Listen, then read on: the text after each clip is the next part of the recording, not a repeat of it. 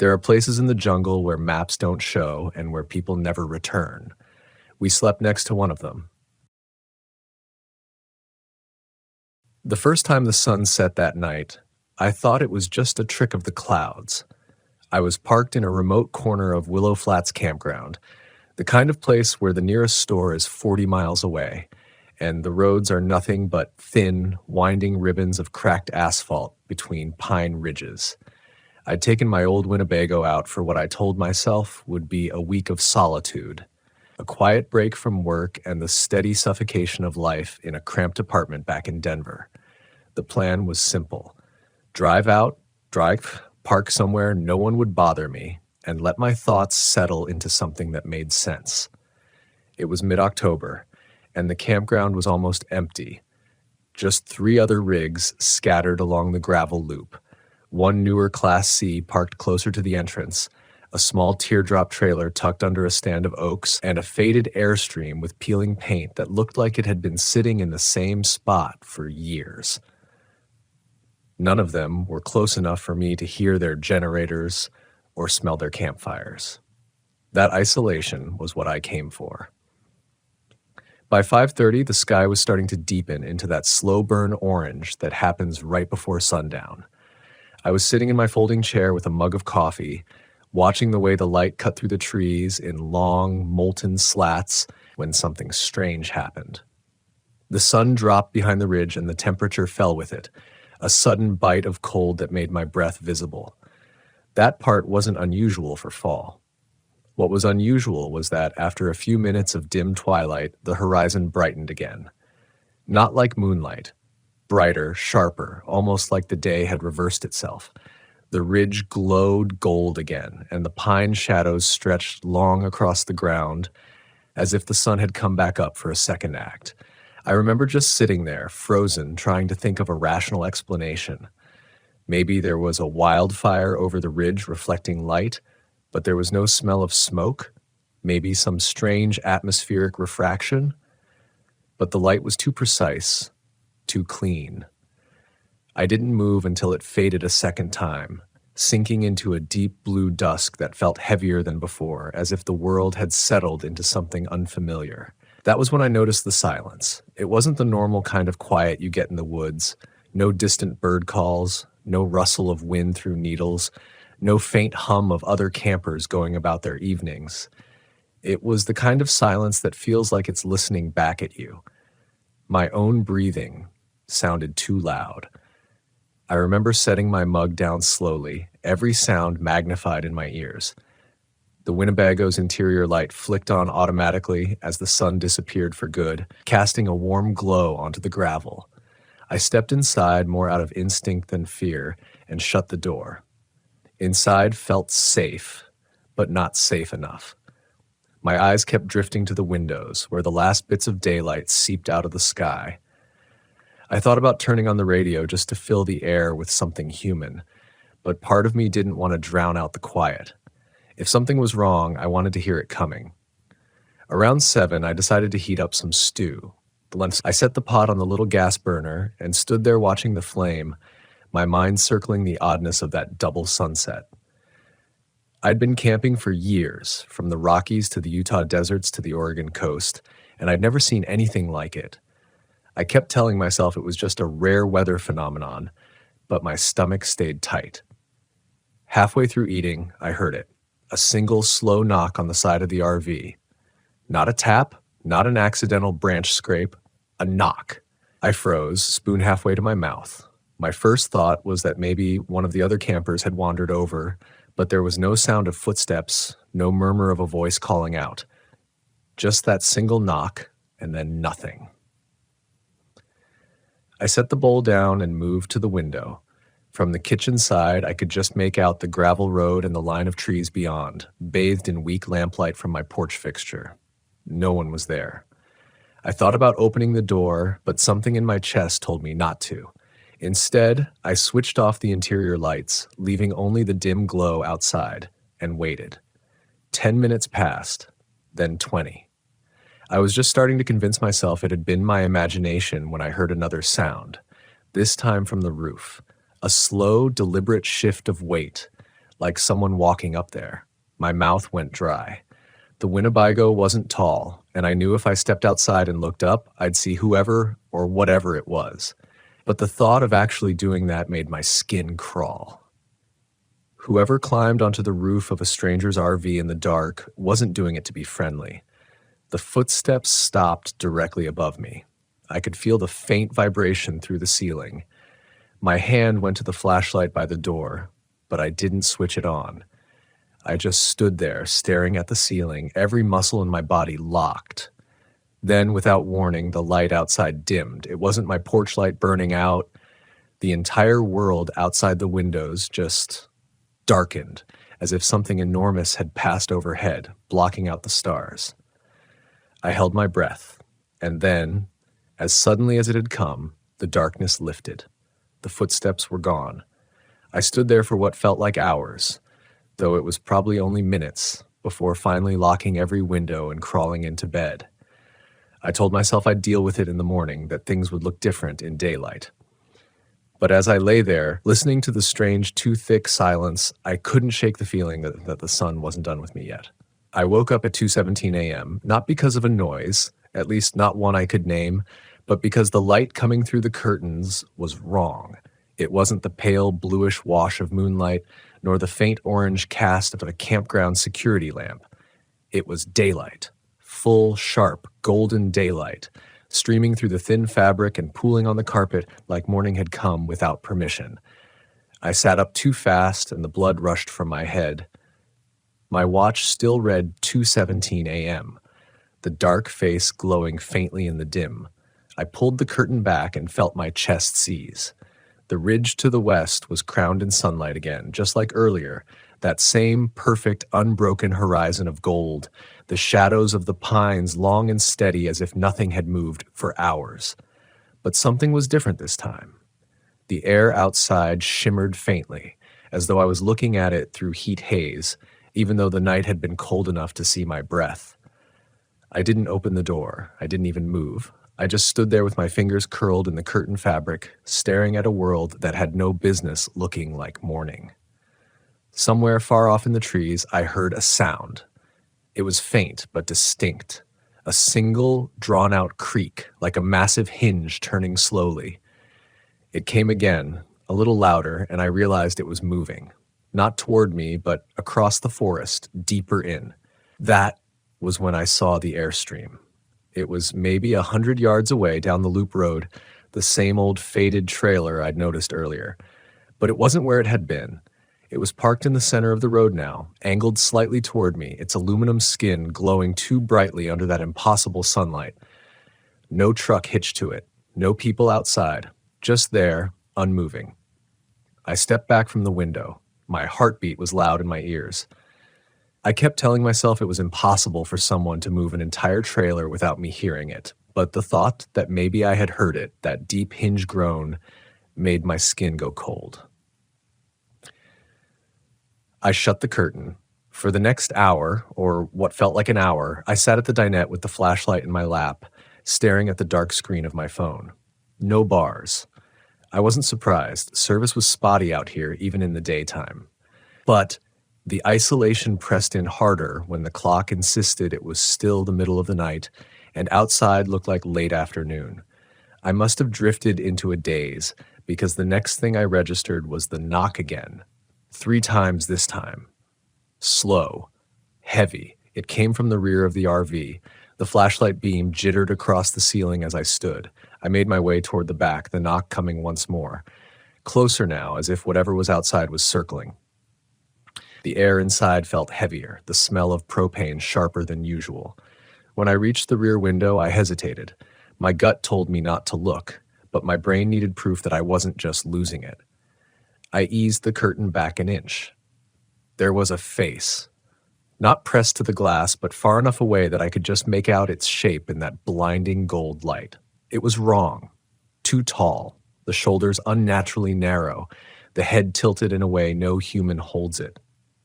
And the stillness, it wasn't the stillness of someone waiting. It was the stillness of something that had never needed to breathe. I dropped the curtain and stumbled back. My heel caught on the step up to the bed, and I went down hard, the flashlight clattering across the carpet. The knocks stopped. The silence after was worse. I waited, counting in my head, gripping the edge of the mattress. Nothing moved. Eventually, I crawled into bed without undressing, the flashlight in my hand. I told myself that if I stayed absolutely still, I could wait out whatever was happening. I don't remember closing my eyes, but I must have, because the next time I woke, the RV was filled with the sound of birdsong. Morning.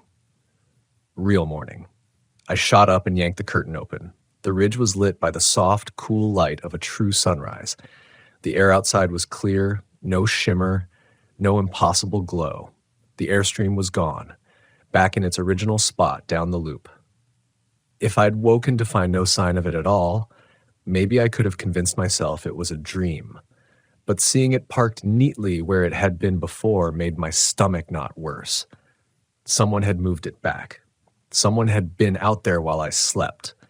That was the moment I decided I needed to leave. I didn't pack neatly, just shoved things into bags, stowed the basics, and made sure the gas lines were off. The road out of Willow Flats was narrow and winding, but I'd rather deal with that than spend another night here. But as I turned the key, the engine sputtered once, twice, and died. The birds outside went quiet. I turned the key again, harder this time, as if sheer willpower could force the Winnebago awake. The engine coughed, shuddered, then fell still. My fingers gripped the wheel until the leather creaked. I'd checked the battery before the trip. I'd topped off the gas. There was no reason it shouldn't start. A cold breeze slid through the slightly cracked driver's window, carrying a smell I couldn't place at first. Sweet, almost metallic, like rusted iron left in the sun. It made the back of my tongue taste strange. I rolled the window up and sat there for a moment, listening. No wind, no leaves stirring, no other campers. I tried the key again. Nothing but a faint click. Something moved in the mirror. The passenger side one, angled toward the loop road, caught a flicker of movement in that bright, unnatural sunlight that was back again. The kind of movement that's almost too fast to process, like when you think you see a shadow dart past an open doorway. I turned my head, but the road was empty. Still, the feeling of being watched was so strong it felt like weight pressing down on my shoulders. I opened the door. The air outside was wrong.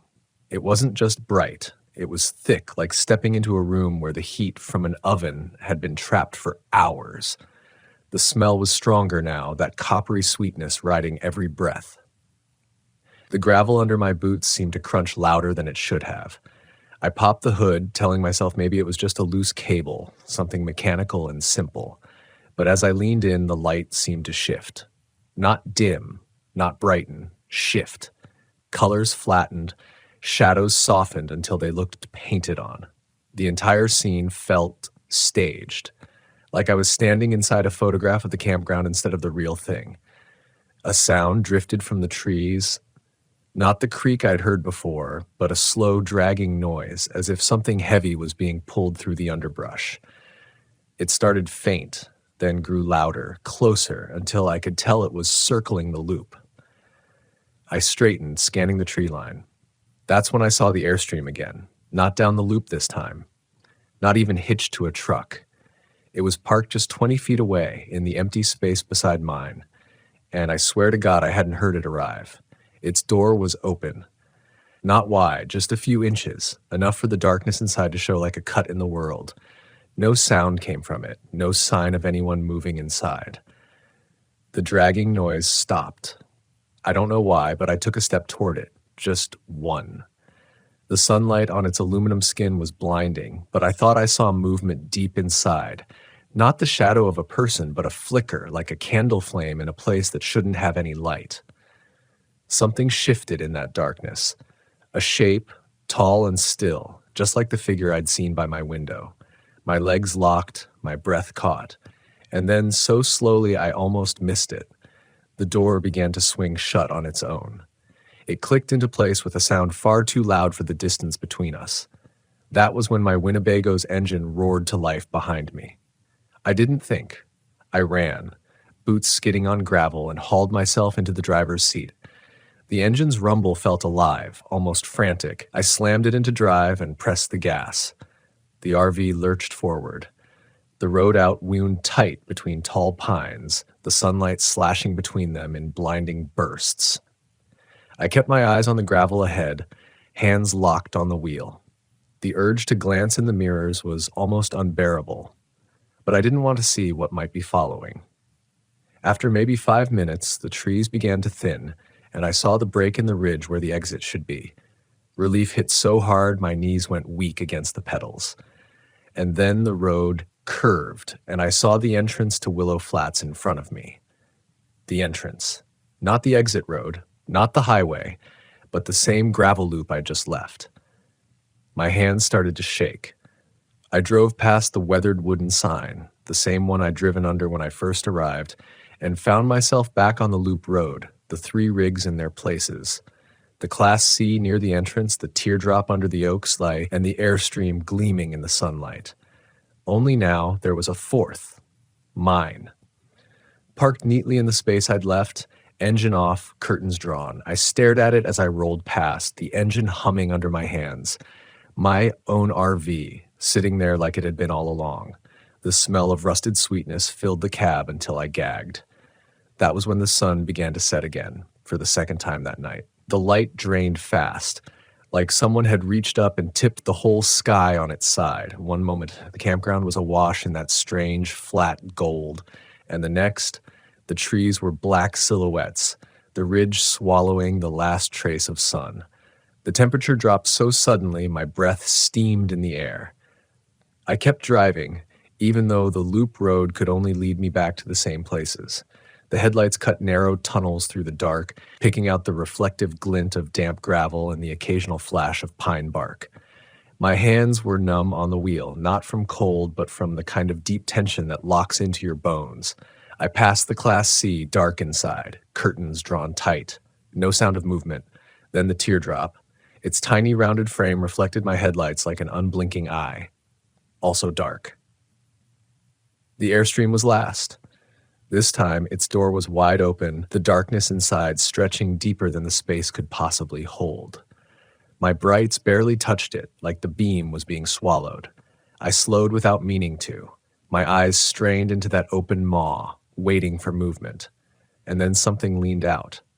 It wasn't a person, at least not entirely. The head was too small for the height, the arms too long, the fingers ending in narrow points that tapped against the aluminum siding in a slow, irregular rhythm. No face, just a suggestion of one, a shift in the darkness that made you think it was there. The thing didn't step forward, didn't chase. Just tilted its head in that same unnatural angle I'd seen at my window and held it there, like it was listening to something only it could hear. I pressed the gas. The Winnebago shuddered as it picked up speed, the headlights swinging wildly through the curve of the loop. The road began to rise, a slope I didn't remember from before, and then leveled out at a clearing I had never seen. A clearing with another RV in the middle. It was mine. Again. Same faded paint, same cracked rear ladder, even the same dent in the bumper from backing into a pole at a truck stop 2 summers ago. The porch light was on, casting a perfect halo over the gravel. I killed my headlights. The clearing stayed lit. From inside my double, I could see movement, a figure crossing behind the drawn curtains. The outline was wrong, too tall for me, too thin. It paused by the door, and I realized it was facing directly toward where I sat in my idling RV. My foot hovered over the gas, but before I could move, the door to the other Winnebago swung open. The light inside was dim, but enough to see the figure in full. It was me, or close enough to make my stomach lurch. The same jacket, the same jeans, even the same dark smudge on the side of the face where I'd rubbed at road dust earlier, but the skin was pale, stretched too tight over the bones, and the eyes were fixed and glassy, like they'd been staring without blinking for hours. It stepped down onto the gravel without breaking eye contact. The porch light flickered once, twice, and then every light in the clearing went out. I slammed the Winnebago into reverse, tires spitting gravel as I spun back onto the loop. The mirrors caught flashes of movement behind me, something pacing the tree line, but I didn't look back. The road was the only thing that mattered now. When I came around the curve, the ridge opened in front of me again. A break in the trees, a promise of escape. My chest tightened. I'd seen this before. I didn't care. I floored it. But the break didn't lead to the highway this time. It led to the same loop, the same 3 rigs, Class C, teardrop Airstream, and my own, sitting exactly where it had been when I first woke to that impossible second sunrise. Except now, there were 2 Airstreams, parked side by side, doors facing each other. The space between them was just darkness, not shadow, darkness like an open pit cut into the world. I could feel it even from here, a pull at the back of my skull like the silence had grown teeth. I didn't stop. I didn't even slow down. But as I passed, I could see figures inside both trailers, silhouettes standing perfectly still, heads tilted, facing the same direction. Me. All of them were me. And the sun began to rise. The sunlight came up like a blade this time. No gentle gradient, no warmth creeping in. One heartbeat, I was driving through the black teeth of the pines. The next, the entire world was carved open by that merciless gold. Every surface was overexposed, washed until color itself seemed burned out. I hit the brakes without meaning to. The Winnebago rolled to a stop in the middle of the road. The air pressing through the vents was hot, almost wet, and it smelled like the inside of a long-abandoned well, stone and rot, layered under that metallic sweetness that made my teeth ache. The light stung my eyes. I squinted at the mirrors. The Airstreams were gone, so were the other rigs. The campground was empty. Not just empty. Stripped. No picnic tables. No trash bins. No gravel fire rings. Just bare earth and skeletal trees standing too far apart, like they'd been planted in a rush by someone who didn't know how forests worked. The loop road was still there, but thinner, its edges blurred, as if it had been sketched in chalk and left to fade. The wheel felt strange under my hands, like it wasn't connected to anything. I turned it slightly. The tires whispered against the dirt, but the Winnebago didn't change direction. A figure stepped into the road ahead. It was me again, or another version of me, but the features were incomplete, like they'd been copied from memory and parts had been forgotten. The ears were missing. The mouth was only a shallow curve in the skin. The eyes were too far apart. It lifted an arm in a slow, almost lazy motion and pointed behind me. My throat tightened. I didn't want to look. My entire body screamed, "Don't!" the way you avoid checking a shadow you're sure is wrong. But my head turned anyway. Behind me, the campground stretched on endlessly. The loop no longer looped. It branched, forked, split into dozens of paths that all led to more versions of my RV. Some were rusted shells with no wheels. Some looked new, fresh off a dealer's lot. Others were gutted down to the frame, doors hanging open like broken jaws. And in every one of them, something moved behind the curtains. My headlights flickered, though I hadn't turned them on. The dashboard lights dimmed, brightened, then faded to nothing. The engine was still running, but it sounded muffled now, as if underwater. The version of me in the road started walking toward the Winnebago. Slow, deliberate steps. The head tilted just like the first figure I'd seen, that unnatural angle that seemed to defy the spine. I slammed the gear shift into reverse. The RV jerked violently, tires grinding, and I shot backward down the road. But the figure didn't get smaller. It didn't move at all in the mirrors. It stayed exactly the same size, exactly the same distance away, no matter how far I backed up. The branches of the pines whipped past on either side. A curve loomed. I cranked the wheel hard, too hard, and the Winnebago skidded sideways, fishtailing into the trees. The impact never came. One moment the road was there, the next I was sliding into an open clearing I didn't recognize. The air here was cooler, damp, carrying the smell of moss and something faintly sweet, like blooming flowers left too long in water. In the center of the clearing sat an RV. Not mine, not exactly. It was older, a 70s-era model with faded avocado paint and yellowed curtains. But when I stepped down from the driver's seat, the shape of it made my stomach turn. It was almost my Winnebago. Same lines, same proportions, even the same dent in the rear bumper, just dulled by decades and neglect. The door was open. From inside came the faint sound of my own voice. Not speaking, humming. A low, tuneless hum that wavered in and out like it was being played on a warped tape. My legs moved on their own, carrying me across the damp ground to the steps. I gripped the cold metal railing, heart pounding in my throat, and leaned in just far enough to see another me. Sitting at the dinette, back to me. Head bent over a notebook, the hand moving in tight, jerking strokes. I opened my mouth to speak, to demand something, anything, but the figure stopped humming and lifted its head. Slowly, the head turned toward me. The eyes were mine, exactly mine, but they were full of sunlight, burning so bright the skin around them cracked. And it smiled. The world went white. When the light faded, I was sitting at a table I didn't recognize. The vinyl under my arms was split and curling at the edges, its foam guts poking through like dried marrow.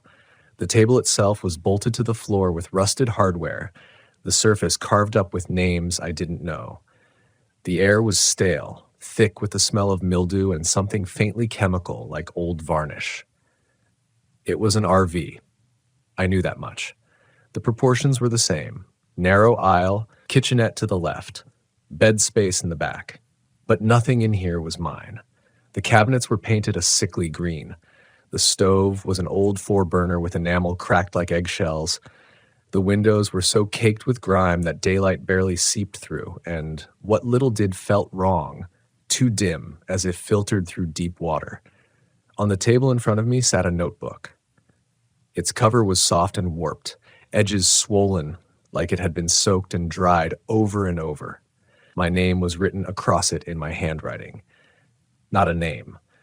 My full name, the one I'd scrawled on school assignments and legal documents for years.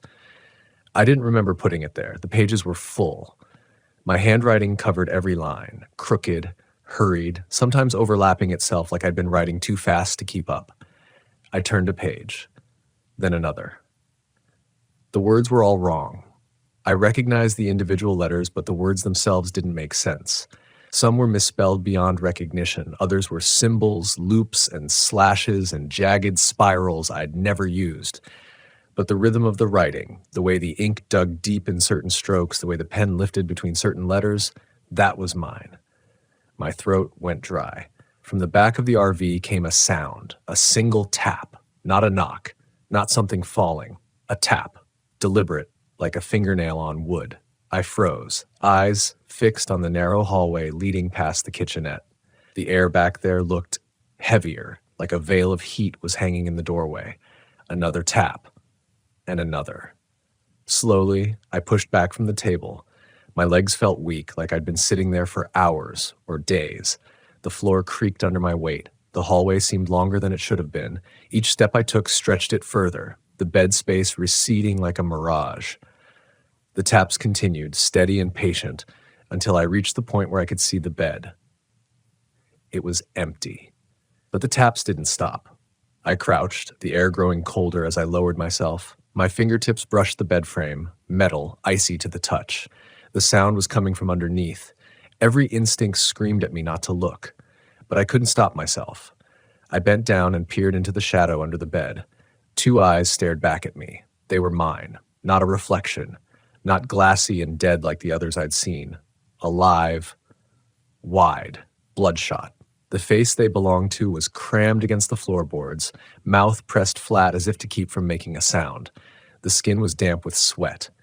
It was me. I don't mean it looked like me. I mean it was me. I could feel the heat radiating off that body like it was my own. And as I stared, the mouth moved, forming words without sound. I leaned closer. The lips shaped 3 words. It gets worse. The eyes darted to something behind me. I spun, but the hallway was gone.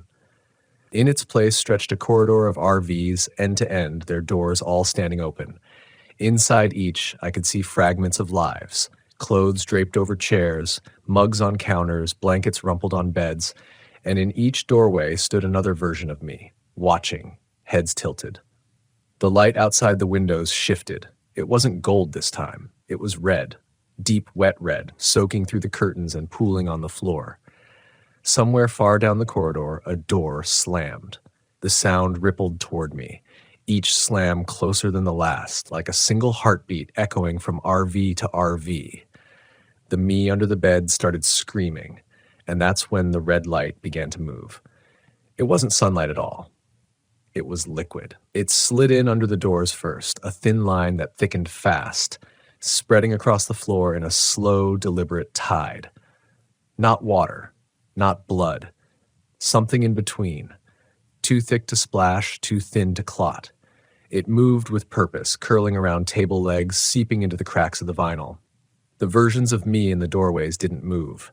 They just stood there, watching as the red crept toward their feet. Some of them were barefoot, the liquid licking over their toes, soaking into the cuffs of their jeans. No one flinched. No one stepped back.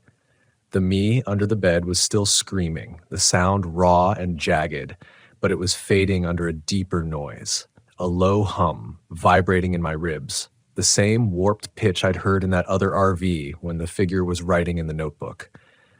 The liquid reached me. Heat stabbed through my boots, crawling up my ankles like an infection. I staggered back, my shoulders slamming into the kitchenette counter. Every instinct told me to run, but there was nowhere to run to. The corridor of RVs stretched endlessly, the red pouring in from both ends. Then I saw it. One open door ahead, and the space beyond wasn't red at all. It was dark. Not the kind of dark that swallows light, the kind of dark that waits. I pushed forward, boots slipping in the heat-thick liquid. The RVs I passed held versions of me that turned their heads in unison, tracking me with eyes that didn't blink. Some whispered, too low to make out. Others mouthed words I couldn't recognize, their lips curling into smiles that didn't reach their eyes. The hum grew louder. I was halfway to the open door when something grabbed my wrist. Cold fingers. Thin, almost brittle, but impossibly strong. I turned and found myself staring into my own face. Pale, wet hair hanging across the forehead, pupils blown wide. This version of me was kneeling in the red, the liquid up to its waist, and yet its skin was bone white. "Don't," it said. Its voice was my voice, but wrong, too slow, too heavy, as if each word had to be pulled from deep underwater. "That's not out." The grip tightened until my bones ached. Behind me, the me under the bed had gone silent. The versions in the doorways began to step forward one by one, the red parting around their legs like it welcomed them. Their movements were in perfect sync, each step bringing them closer, heads still tilted. I yanked my arm free and stumbled backward. The dark doorway was only a few feet away now, the air around it cooler, sharper, smelling faintly of pine and rain. The first real smell I'd noticed in hours. I lunged for it. The moment I crossed the threshold, the world shifted. No more corridor. No more red. I was standing outside in a field I didn't recognize. The grass was knee-high, bending under a slow wind. The sky overhead was the soft gray of early morning, and for the first time since this started, the light looked real. In the distance, a ridge rose. Not the same one from Willow Flats, but close enough to make my stomach knot. And parked at the base of it was my Winnebago. I ran. The grass whipped against my legs, the ground soft and uneven. The closer I got, the more details I recognized. The dent in the bumper, the faded stripe along the side, even the bug splatter on the windshield from my last drive out of Denver. The door was open. Inside, everything was exactly as I'd left it on that first night. The mug from my coffee still sat in the sink. My jacket hung from the hook by the door. My bed was made. I stepped inside, heart pounding, and pulled the door shut behind me. For a moment, everything was still. Then the sunlight shifted. It slid from gray to gold in an instant, flooding through the windows in sharp beams that made the air shimmer. And from somewhere outside, close enough to rattle the thin walls, came the sound of a single heavy knock. The knock came again, not a polite testing sound, a full-bodied thud that made the coffee mug in the sink jump and rattle. I froze in the center of the RV, every muscle tight. The air felt different now, as if the knock had changed its weight, pressing in from all sides. My breath came shallow, loud in my ears. The third knock shook the walls. It was right at the door. I didn't move. Something deep in me, The part of my brain that reacts before reason told me that opening the door would not end with a conversation, but the knocking didn't stop. Thud, thud, thud, steady, rhythmic. Each one landed with enough force to make the thin metal door bow inward for a split second. My eyes locked on the flimsy latch, the only thing between me and whatever was on the other side. Then it changed. The knock became softer and faster, a rapid, almost playful tapping, like fingers drumming a song only the knocker knew. It danced from one side of the door to the other, then up to the thin window, then back down again. I backed toward the rear of the RV, my heel bumping the edge of the bed. The tapping stopped. I held my breath. From the silence, a new sound rose, a long, slow scrape, moving across the entire width of the door. The pitch of it made my teeth ache. It wasn't metal on metal. It was something else, something wet. And then faintly, under that sound, I heard breathing. Not my own. It was deep, measured, too slow to belong to anything excited or angry. The kind of breath someone takes when they have all the time in the world. The hairs on my arms lifted. I glanced toward the side window, thinking maybe I could slip out quietly, but the moment I moved, a shadow passed over it, tall, narrow, pausing like it was listening for me. I ducked. The breathing stopped. For a few seconds, there was nothing but my own heartbeat hammering in my ears. Then, from the other side of the RV, near the rear bumper, came the sound of footsteps in the grass. They moved slow, unhurried, circling. My mind was already mapping the interior, where I could go, how fast I could move if I had to bolt. But the problem was, no matter which way I went, I'd be stepping outside, and I wasn't sure anymore if outside was real. The footsteps stopped near the driver's side door. A whisper slid through the window. "I can see you." Every muscle locked. The voice wasn't loud, but it was clear, like it had been spoken directly into my ear. It didn't sound angry. It didn't even sound threatening. It sounded certain. I was about to move, to throw the door open and take my chances when the world shifted again. The sunlight dimmed in an instant, plunging the RV into a flat, gray light. And outside, past the window, the grass began to move. Not from wind. It bent all in one direction, flattening in a slow ripple toward the RV, as if something massive was pressing through it just below the surface. The ripple reached the tires, the RV rocked once, then again, and then whatever it was started to rise. It rose slowly, almost lazily, as if it enjoyed the delay. At first, all I saw was the grass parting wider and wider, revealing dark earth underneath. But then the earth itself began to bulge, pushing upward until it broke open in a shower of dirt and roots. What came through wasn't shaped right. It wasn't a head or a shoulder or anything my brain wanted to recognize. It was too thin in some places, too wide in others, its surface a pale, slick texture that caught the dim light. The closest comparison I could think of was skin, but not human skin. It didn't have eyes, at least not where eyes should have been, but somehow I felt it looking at me. That same certainty as before, like the whisper. The RV creaked under my feet. The thing hadn't fully emerged, but I could hear it now, a wet, dragging sound as it shifted its weight.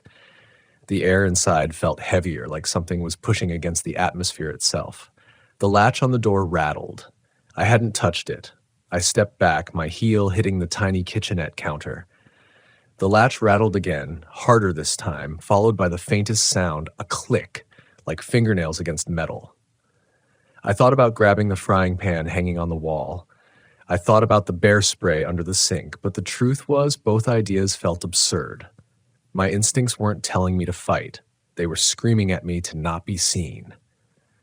And then the sun came back. Just like that, as if a switch had been flipped. The dim, dead light vanished, replaced by the golden, late afternoon glow I'd been in only minutes before. The air felt lighter. The pressure was gone. The grass outside stood perfectly still. No sign of the ripple, no sign of the bulge. I didn't move for what felt like an hour, though my watch said it was barely 5 minutes. The only sound was the occasional tick from the RV's cooling engine. When I finally dared to approach the door and pull back the curtain a sliver, I saw nothing. just the dirt path, the tree line, and the lake in the distance, its surface smooth as glass. But my body wasn't buying it. I stayed inside until the sun dipped behind the hills, trying to convince myself I'd imagined it. But as soon as the first shadow touched the RV, I saw it again, in the glass of the side window. Not a reflection of me, a second sun. Low, burning orange. Hanging above the lake where there should have been only one.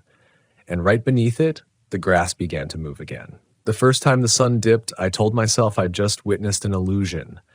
Maybe a trick of light over the lake, maybe even some rare atmospheric thing I'd never heard of. But the second sunset, that was different. It happened faster. The orange glow sharpened until it looked unnatural, almost neon.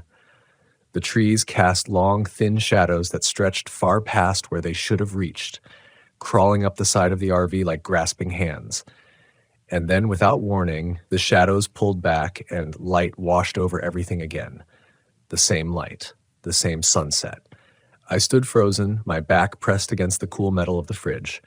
My phone lay on the counter, dark screen reflecting a miniature version of my wide-eyed face. No bars, no service. The clock read 7:40 p.m. When I checked it again 10 minutes later, it still read 7:43 p.m. Time was stuck. Outside, the lake glimmered under that impossible second sun. And in the tall grass near the shoreline, something moved. Not toward me, but in a slow, circling pattern, like a predator deciding how to approach. The grass bent and swayed as though brushed by something massive, but there was no wind. The whisper came back. This time it wasn't words. It was more like suggestion. Not a command, but an urging. Come outside. I shook my head violently, muttering no out loud just to hear my own voice. But the whisper didn't stop. It softened, became patient. The latch on the RV door lifted a fraction. I darted forward and slammed it down, my palms slick with sweat. My breathing was too loud in the silence, so I tried to slow it, but every inhale felt like I was pulling air through wet cloth. Then I saw the reflection again, not in the window, not in the lake, but in the stainless steel sink. Behind me, standing just inside the RV, was a tall, pale silhouette. I spun around. Nothing. Just the faint smell of wet soil, the kind you get when you dig into ground that hasn't been touched in years. The second sun was fading now, but not like a normal sunset. It collapsed inward, shrinking into a single bright point over the horizon until it winked out entirely, leaving behind a darkness that felt heavier than night. And in that darkness, I could hear movement. Not outside anymore. Underneath me, beneath the RV floor. It started with a single deliberate thud. Not the quick patter of an animal, not the hollow echo of something falling. This was weight shifting, pressing into the earth, directly beneath where I stood. The sound came again, slower this time, and with it a faint vibration under my feet. I crouched down, pressing my palm to the thin carpet, feeling the tremor travel up into my bones. Whatever it wasn't moving randomly. It was positioning. I grabbed the flashlight from the counter and hesitated, the switch half pressed. I didn't want to see what I already felt. The RV's floor seemed thinner than I remembered, flimsy, almost flexible, and I couldn't shake the thought that if I shined the light at the wrong spot, I might see something looking back at me. Then the whisper changed. It was closer now, clearer, like someone speaking through wood. The voice wasn't male or female. It was too low and too smooth, like stones rolling against each other underwater. I couldn't make out the words at first, but then one came through. Open. The air felt colder instantly. My breath fogged in the beam of my flashlight, even though the heater was still running. I backed toward the driver's seat, my legs stiff. I thought about starting the RV and flooring it, but the idea of turning my back to that floor made my chest seize. The next sound wasn't beneath me anymore. It was inside. A light, wet step on linoleum. The smell of wet soil flooded the air again, stronger this time, mixed with something metallic. My flashlight beam wavered as I slowly turned toward the kitchenette. And there it was. Not fully formed, but enough for my brain to reject it outright. A shape that looked almost human if you took away the symmetry. It stood half-crouched, its skin pale and slick like something born in the dark. limbs too long, torso too short. The head tilted, not with curiosity, but like it was measuring me. The whisper didn't come from its mouth. It came from everywhere. "You've been here before." My mind raced. I didn't know what it meant, but I knew with absolute certainty that it wasn't asking. It was telling. And then the RV rocked, hard, as if something outside had grabbed it. The RV tilted sideways, tires skidding on the damp grass outside. I grabbed the edge of the counter, knuckles white, trying to keep from sliding across the floor. The creature, whatever it was, stayed in the same crouched position, tilting its head as if amused. The whisper returned, louder now, wrapping around my skull like a fog. "Step outside." I shook my head violently, backing toward the rear. My hand found the small knife I always kept in the drawer, more out of habit than hope. But even as I held it, I felt the futility of my actions. I couldn't fight this. Not with a blade. Not with anything I had. Another thud hit the floor beneath me, this one sharper, closer, like the force of it had gone straight into my spine. The RV creaked and groaned. I could hear the scrape of something long and heavy moving under the metal frame. Then the floorboards near the driver's side door cracked. I froze. The creature shifted, standing fully now, its limbs bent at angles that should have been impossible. The head tilted once, twice, then it lunged. Not toward me, but at the floor, making the wood shudder beneath its weight. I realized with sudden clarity what it wanted. It wasn't trying to enter the RV. It wanted to take it. Every instinct screamed at me to run, but the door was behind the creature. If I moved toward it, I risked being crushed. If I stayed, I risked the RV tipping entirely. I made a decision. I lunged for the rear door, yanking it open and stepping outside into the cold night. The grass pressed wet against my boots, the dampness clinging to my jeans. The moonlight reflected off the lake, silver and calm, like nothing had ever happened. But the sound behind me, the scrape, the thud, the low, wet drag, told me differently. The RV tilted fully, one side lifting, the tires leaving the ground. I heard metal twist and wood snap. The creature emerged fully now. Towering, wrong in every dimension, its head tilting as if testing gravity. It didn't chase me. It loomed, dragging the RV back toward the lake. I ran. I didn't look back. The grass seemed to stretch endlessly. The ridges beyond the lake warped, unfamiliar. Every step took felt like a repetition, like I'd run this path before, and would again. The whisper came one final time. "The sun will rise again, twice." And I realized, as my lungs burned and the cold air bit through my jacket, that there was no escaping. Not really. Not ever. I stumbled to the top of the ridge, chest heaving, lungs on fire, the damp grass clutching at my shoes. Below, the lake reflected nothing but darkness, as if the sun had never risen at all. The RV was gone. The scrape and thud had faded into silence, leaving only the echo of my heartbeat. And yet, I knew it wasn't gone. Not really. The air shifted again. A warmth, sudden and unnatural, brushed my neck. I turned slowly. The second sun hung low over the lake, burning orange, then gold, then a shade too vivid to belong anywhere in nature. Its twin, faint but unmistakable, hovered nearby. Two suns in one sky. One real, one impossibly wrong. I understood then. The cycle wasn't over. The night hadn't ended. And the sun, it could set, it could rise, but it would never follow the rules I'd known. My hands were trembling, but I clenched them anyway.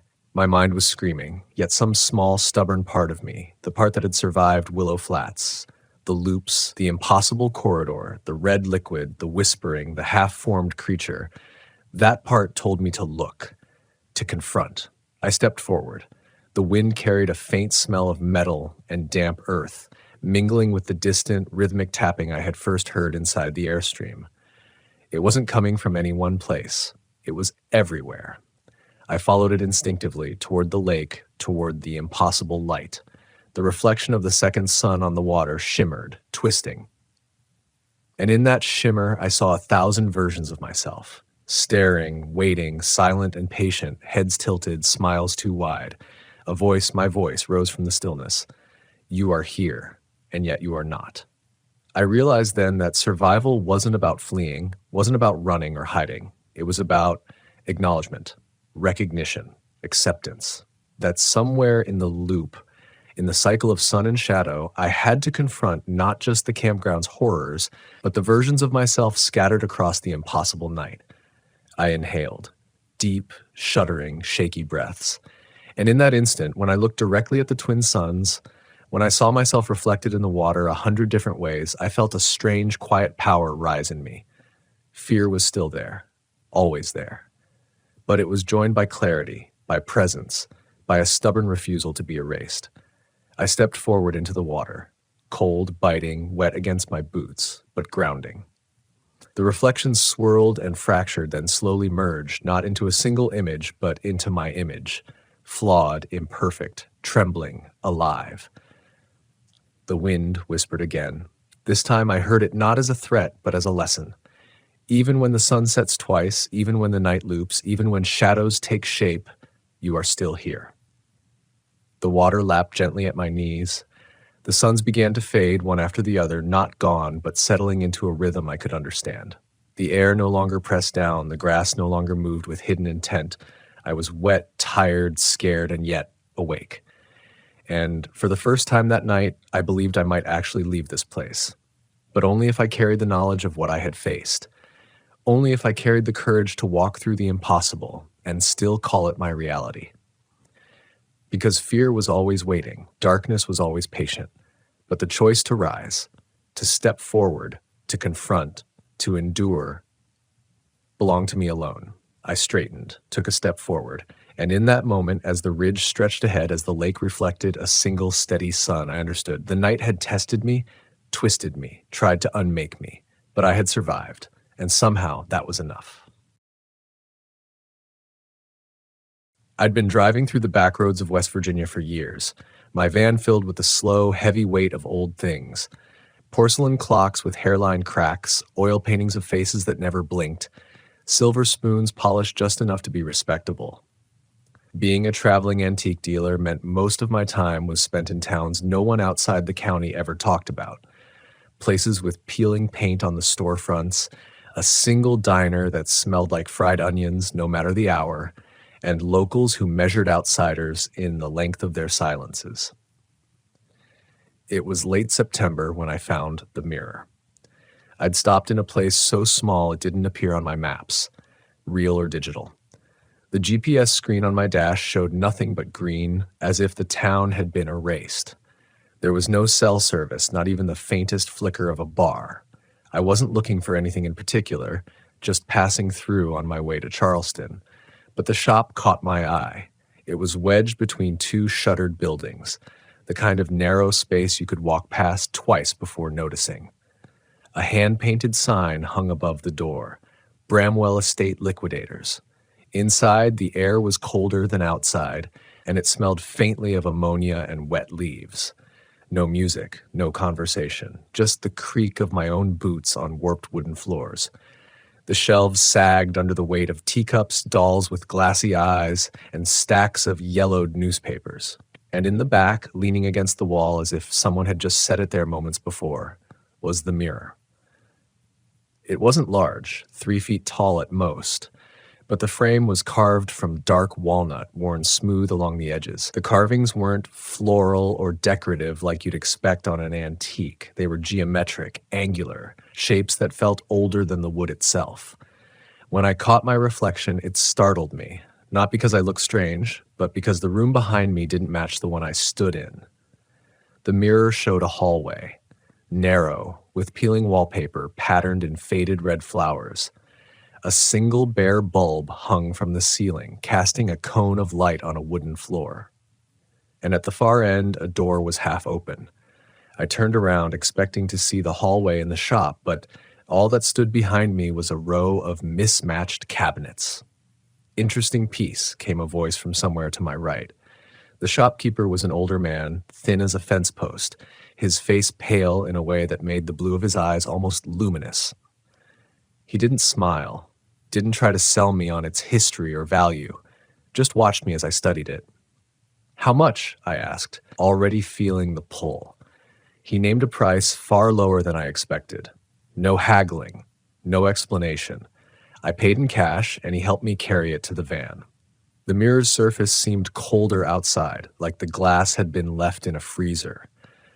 When we set it in the back, the old man stepped back without meeting my eyes. As I closed the van doors, he said, "Be careful where you put it."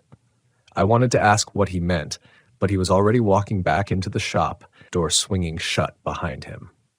That night, I parked at a small RV campground outside Beckley. I had no reason to believe the mirror was anything more than a curiosity, but I set it up in the corner of my van, leaning it against the wall where I could see it from my bed. The reflection still showed the hallway. Only this time, the bare bulb was swinging gently, though I couldn't hear any wind. I stared at it longer than I meant to, waiting for something, anything to happen. But eventually my eyes grew heavy, and I slept. Sometime in the night, a sound woke me, a faint creak, like a slow step on old floorboards. My first thought was that someone was outside the van, but when I sat up and looked through the window, the campground was silent. Then I looked at the mirror. The hallway's door at the far end was open wider now. I got up, told myself it was nothing, just a trick of memory and fatigue. But as I moved closer to the glass, I swore I could hear something faint coming from that open doorway, a sound that wasn't quite breathing, wasn't quite whispering. By morning, the hallway looked exactly as it had in the shop. The door was half open again, the bulb still. I packed up, strapped the mirror in place, and drove on. 2 days later, I stopped in a small town near the Kentucky border for gas and coffee. When I came back to the van, I froze. Through the rear window, the mirror's reflection had changed. It wasn't showing the hallway anymore. It was showing the gas station, and in the background, far beyond the pumps, that same old house with the peeling wallpaper stood as if it had always been there. The problem was, when I turned to look, there was nothing but empty fields. I stood there in the gravel with my coffee cooling in my hand, staring through the glass at something I couldn't see anywhere but in that reflection. The house was wrong in a way I couldn't quite explain. Its angles felt slightly off, like they were bending in on themselves.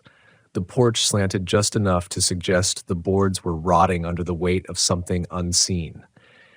Its windows were dark, but I could feel a watching presence behind them, as sure as if I were standing at the base of the porch stairs with my hand on the rail. I walked a slow circle around the van, checking the actual horizon in every direction.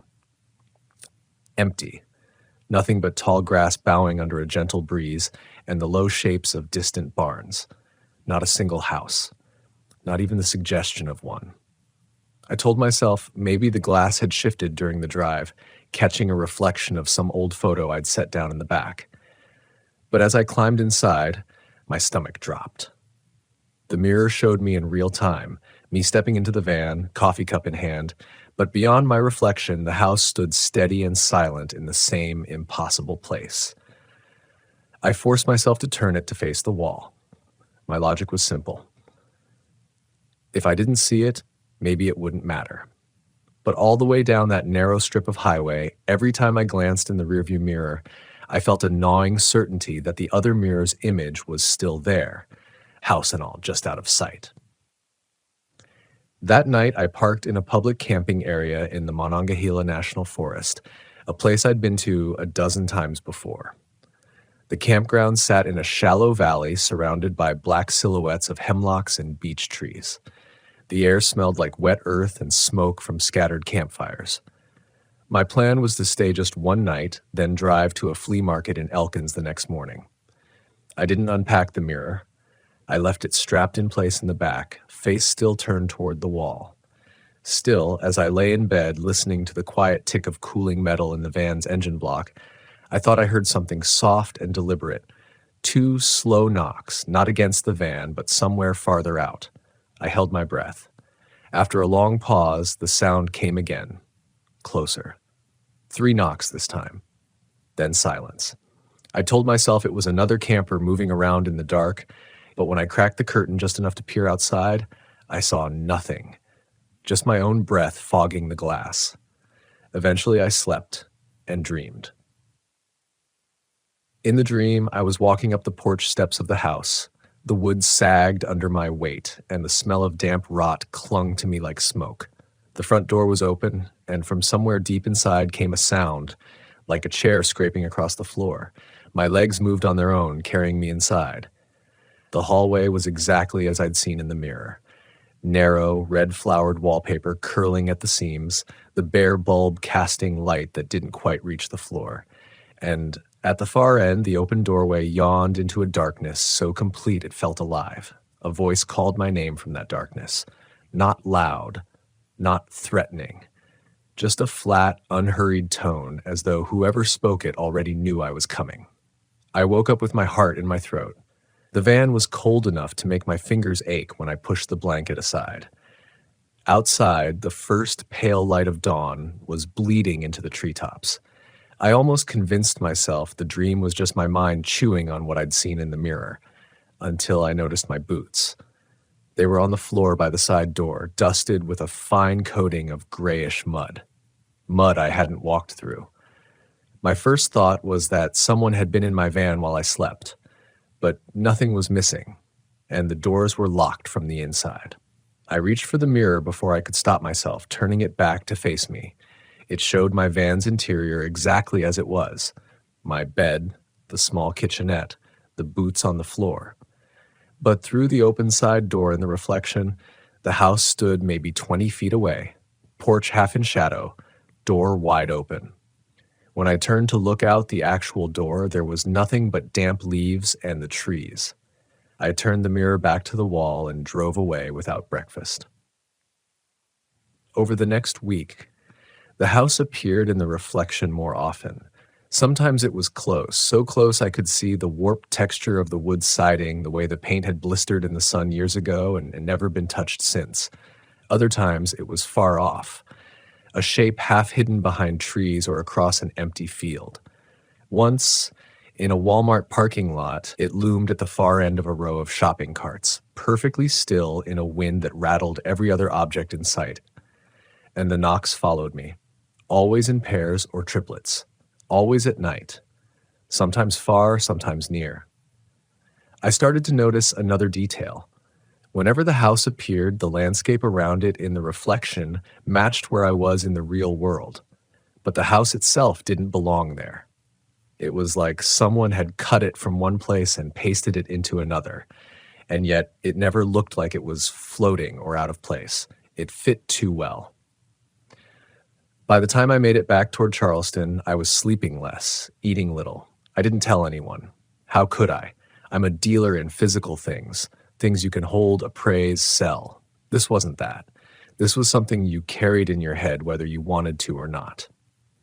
It was late one evening, just after a rainstorm, when I stopped at a rest area off I-64. The lot was empty except for a single semi idling near the far exit. I got out to stretch my legs, the air sharp with the smell of wet asphalt. Something made me glance through the back window of the van. The house filled the entire reflection. The porch pressed right up against the glass, the bare bulb in the hallway swinging slowly from side to side. And in the open doorway, something moved. Not a full figure, just a pale hand curling to knock against the inside of the door frame. I didn't remember unlocking the van door, but suddenly I was inside, hands on the mirror's frame. The wood felt slick with condensation, though the air was dry. I meant to toss it out onto the asphalt, to leave it there for the rain and the next unlucky fool. But the moment I lifted it, my vision doubled, once through my own eyes, once through the glass. In the reflection, my hands gripped the frame exactly the same way, except the man holding it wasn't me. His shirt was different, his hair longer, his eyes sunken like he hadn't slept in weeks. And behind him, filling the space of the van's open side door, the house waited. The weight of it pulled me forward. I stumbled, nearly smashing my face against the glass, but caught myself. The mirror slipped from my hands and hit the floor with a dull thud. The glass didn't crack, not even a scratch. That's when I heard the first set of knocks, not from the mirror, from the van's side door. 3 slow, deliberate taps. I froze. The sound didn't reverberate through the metal like a human hand hitting it. It felt muffled, like something striking wood from the inside of a wall. My hand went to the door handle before I realized what I was doing. It was cold, wet, like touching a branch that had been lying in a creek. Then silence. I left the mirror face down on the floor and drove through the night, past Charleston, past any place I'd ever stopped before. Somewhere along Route 60, I found a pull-off where a strip of gravel met a sheer drop into darkness. I stepped out into the cool wind and grabbed the mirror. Without thinking, I heaved it over the guardrail. It should have tumbled down into the ravine, shattering on the rocks, but I never heard it land. No crash, no clatter, no sound at all, just the wind in the trees below. I got back in the van and drove until the horizon lightened with dawn. For 2 days, I slept in short bursts, convinced I'd left it behind. But on the third morning, parked behind a diner in a town whose name I can't recall, I woke to find the mirror leaning against the passenger seat. Not strapped in, not lying on the floor, standing upright as if someone had placed it there with care. The glass was fogged over, beads of condensation running down the surface. I wiped it with my sleeve, and my stomach turned. The reflection showed the diner's lot, my van exactly where it was. But the house stood in the spot where the dumpster should have been, porch crowded with pale, unmoving shapes. I couldn't make out their faces, only the faint curve of shoulders, the dark lines of arms hanging loosely at their sides. The bare bulb in the hallway behind them flickered. One of the shapes stepped forward. The glass went black. After that, I couldn't pretend I was in control. Every stop I made, every roadside pull-off, the mirror found a way to put the house there. Sometimes it was behind me, sometimes far off in the distance. Once, outside an abandoned church, I saw it right beside me in the reflection. The door opened just enough to see a shadow on the wall inside. I tried selling the mirror to another dealer I knew in Fayetteville. Didn't mention the house, just told him it was a good piece, underpriced. But when I brought it into his shop, he refused to touch it. Said the glass gave him that old grave feeling and asked me to take it out before the other customers got uncomfortable. I tried leaving it in a storage unit, paid for 6 months in advance.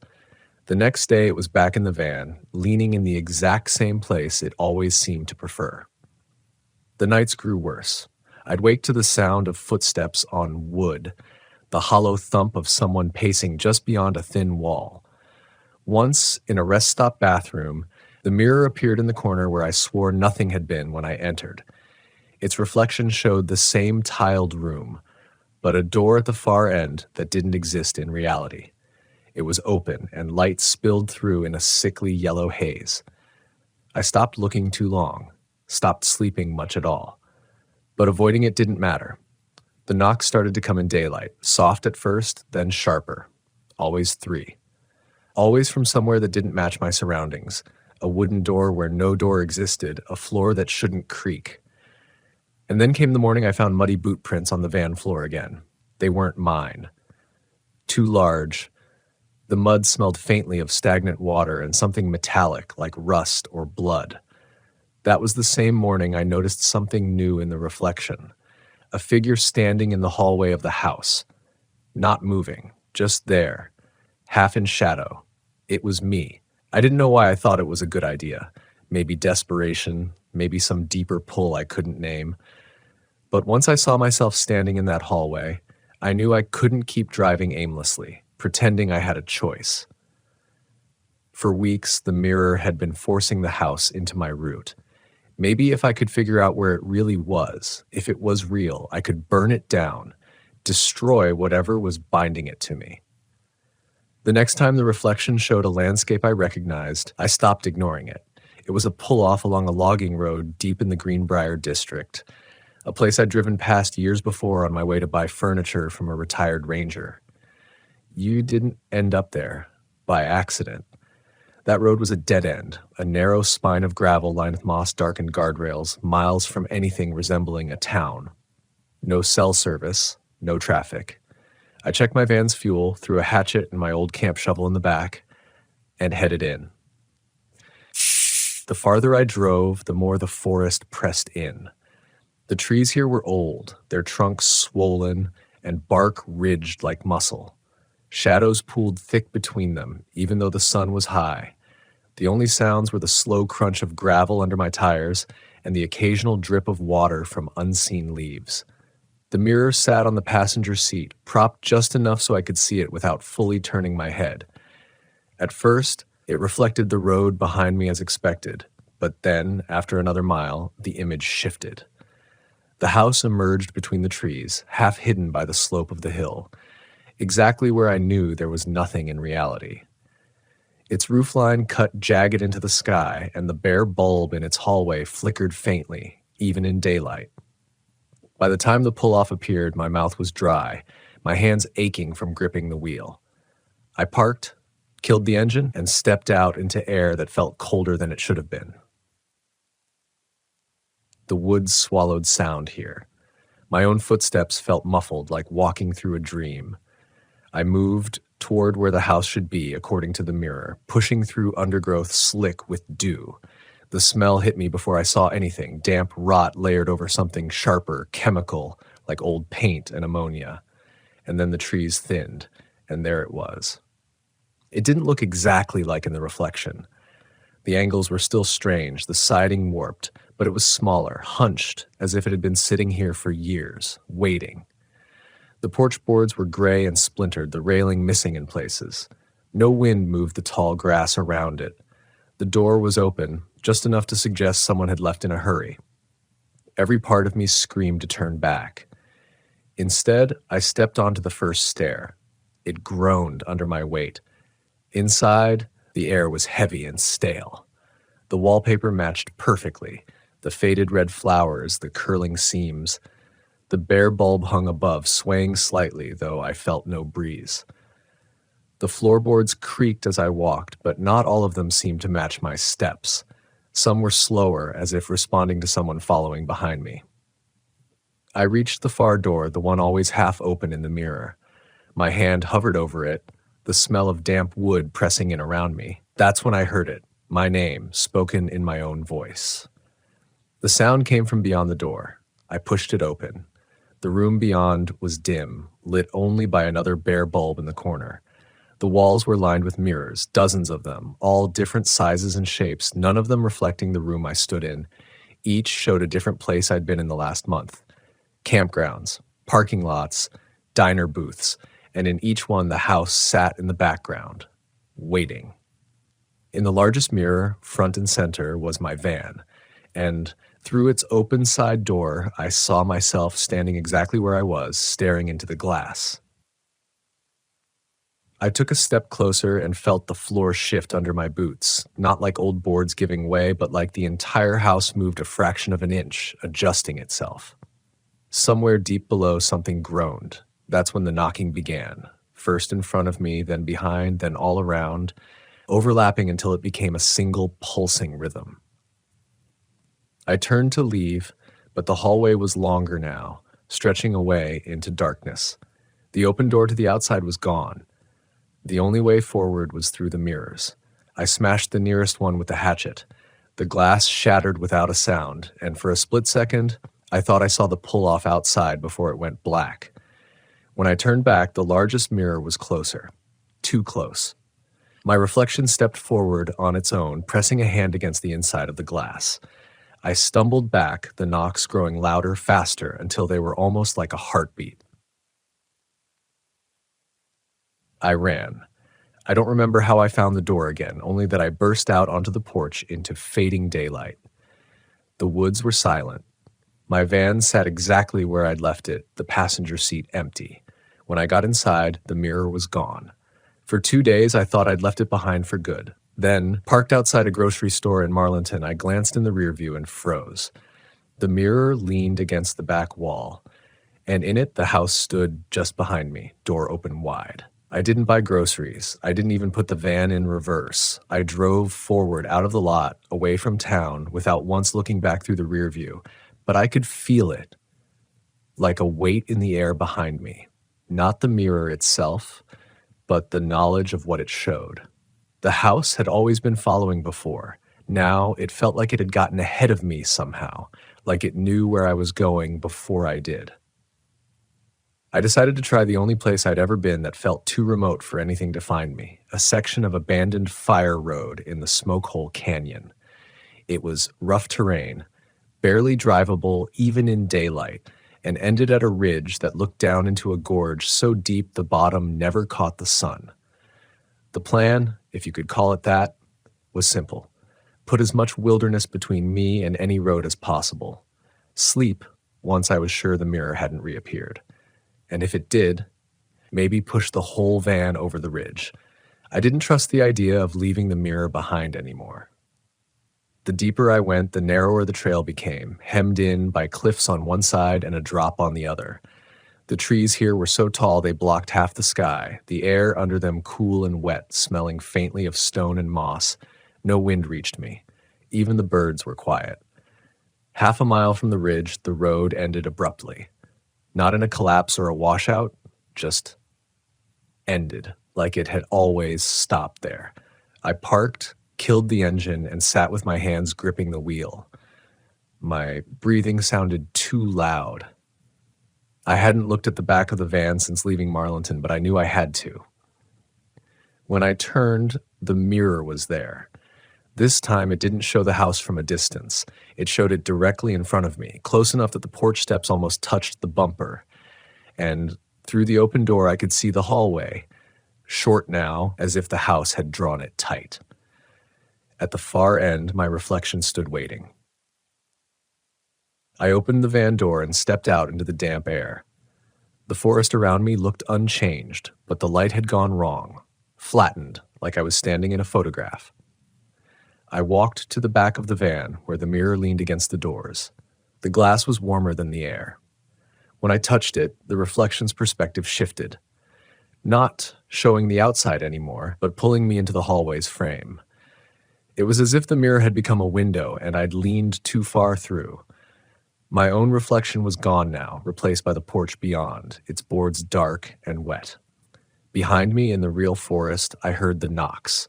3 of them, slow and deliberate. The sound wasn't coming from the van, it was coming from the trees. I backed away, but the forest ahead seemed to close in, each trunk crowding the next until there was no path forward. The air thickened with that same smell from before, ammonia and damp rot, and the knocks came again, closer this time. I ran. Not toward the ridge, not toward the road, but into the trees, following nothing but the faint thought that if I could get far enough away, the mirror might lose me. The ground underfoot was slick with moss and hidden roots, and twice I stumbled hard enough to tear my palms open. When I finally stopped, chest heaving, I couldn't hear the knocks anymore, just the sound of water somewhere below. I looked back, expecting to see only trees. The house stood between them. No transition, no slow emergence. One moment it wasn't there, the next it was, porch lit by that bare bulb swaying gently though the air was dead still. The door was open wider now, and for the first time I saw movement inside. Figures, pale and indistinct, pressing toward the threshold as if the frame itself were holding them back. I turned and ran again. This time downhill toward the sound of the water. My boots slid in the mud, branches snapping against my face until I broke through into a clearing where a narrow river cut through the gorge. The water was fast, cold, the kind that numbs skin in seconds. Without thinking, I waded in up to my chest, the current dragging at my legs. I turned, expecting to see the tree line. The house was on the opposite bank, and for the first time, it moved. Not like a building shifting in a storm, but like something alive drawing closer.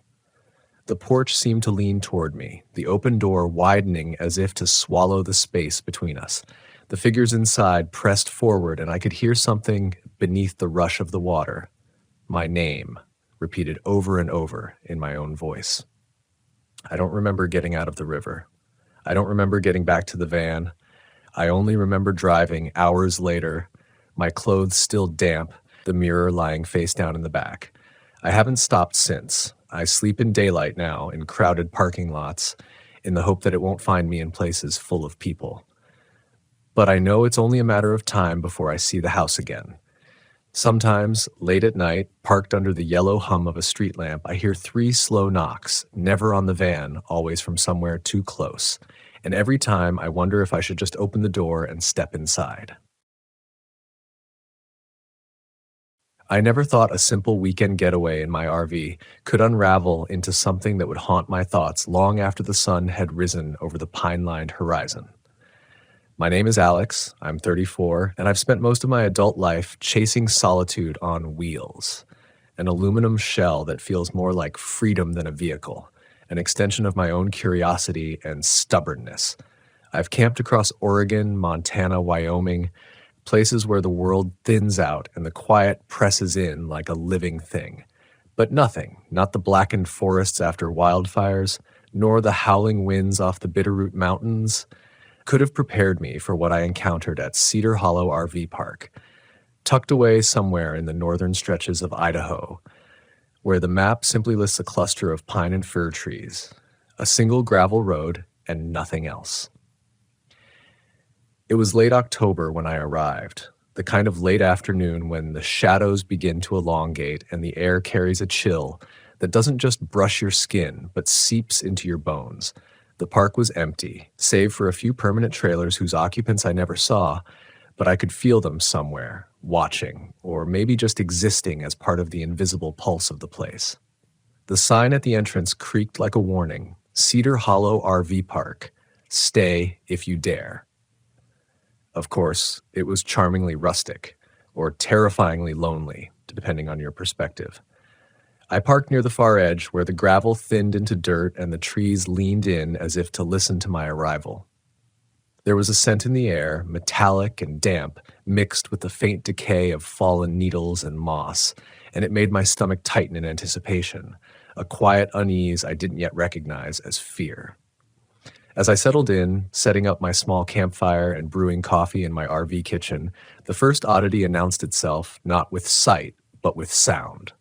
At first, it was just a soft, distant howl, a single note that carried through the trees like someone or something testing the boundaries of its own existence. I paused, spoon frozen midair, listening.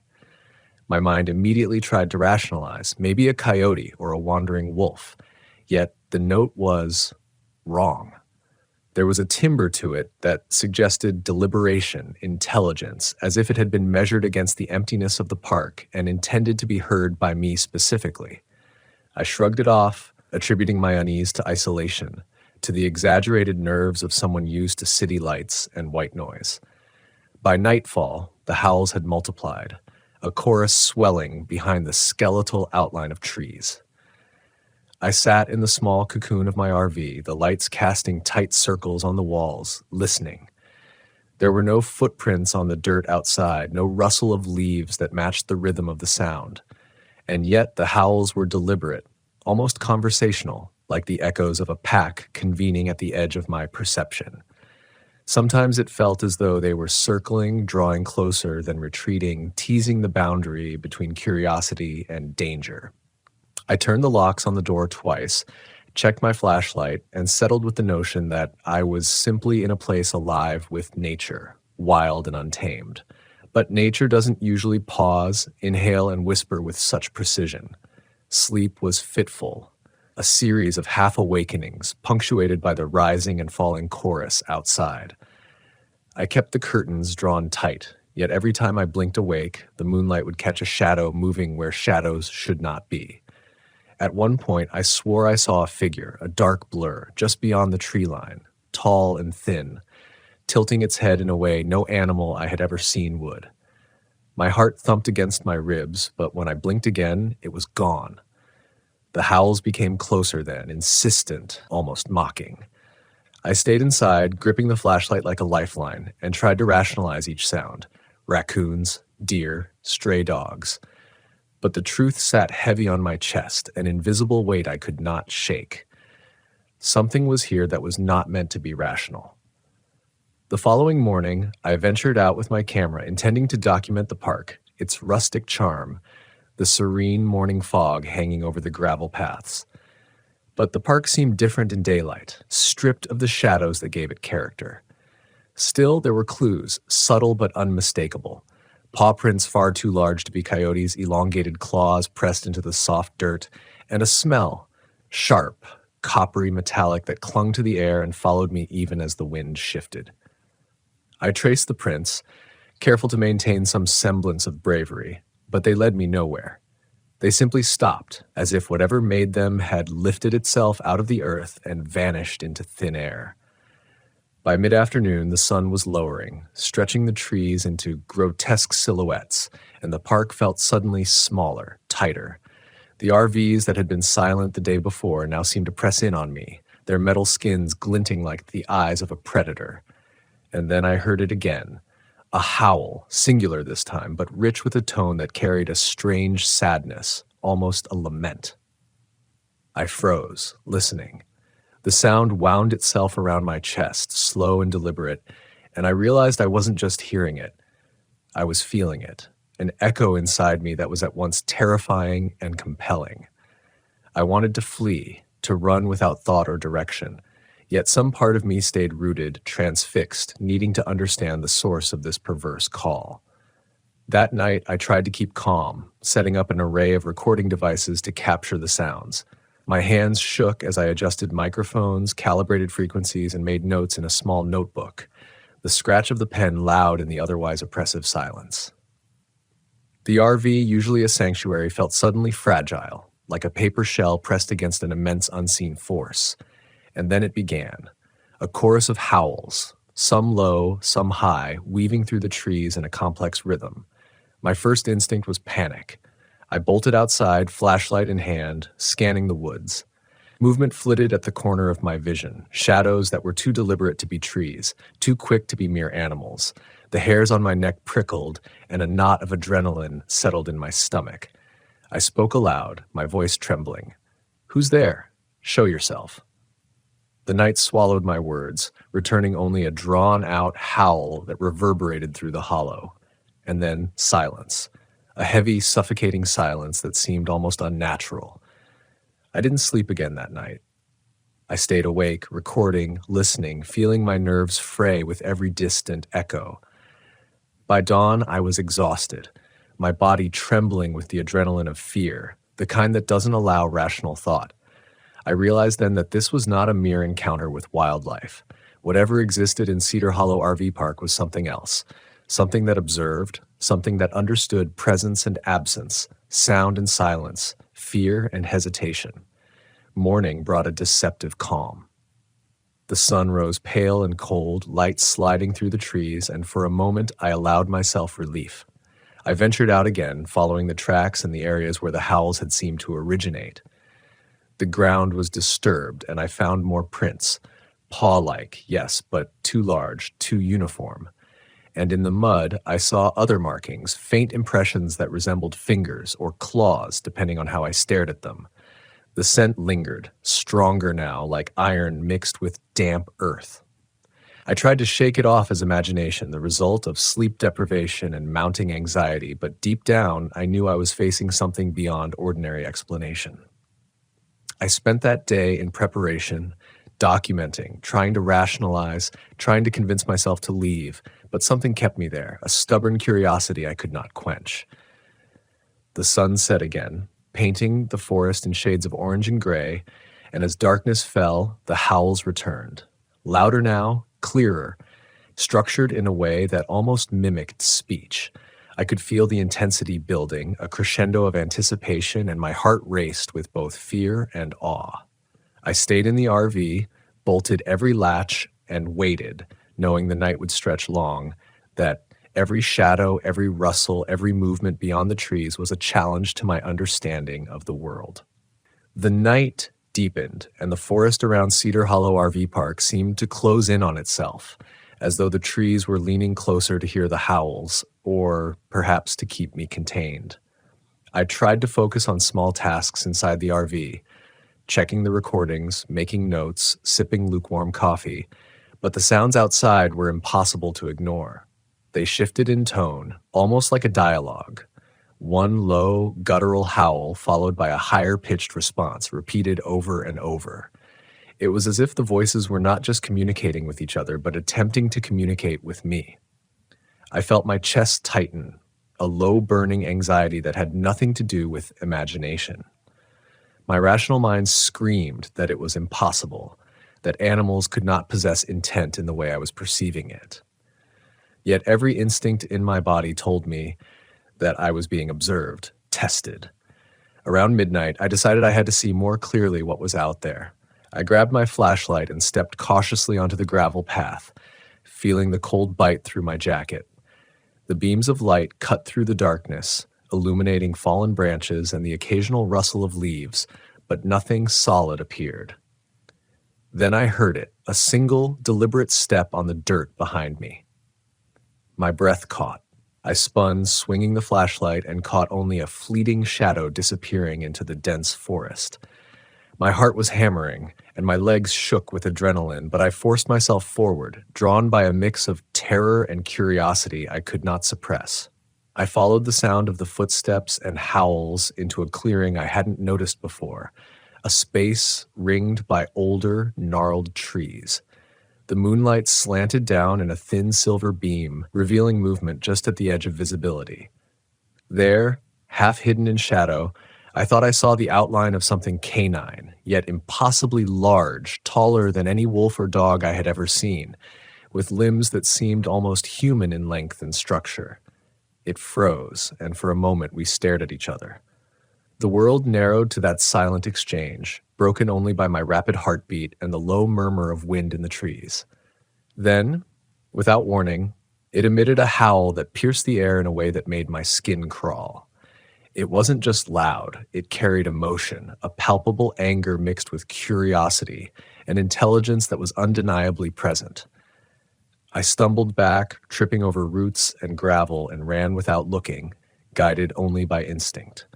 The howls followed, echoing through the night, never quite catching me, but close enough to make the hair on my neck stand on end.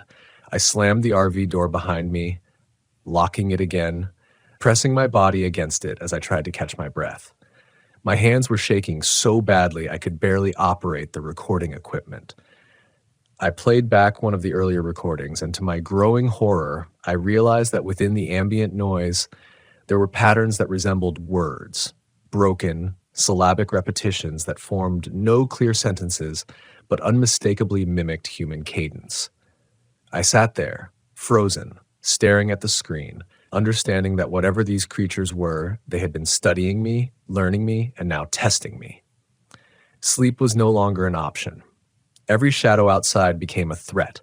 Every snapping twig or rustling leaf made my body jerk in reflex. I tried to distract myself with notes, with audio analysis, but my mind kept returning to the same questions. Why here? Why me? And what were these beings? By the time dawn began to thin the darkness with pale light, I was exhausted, physically and mentally.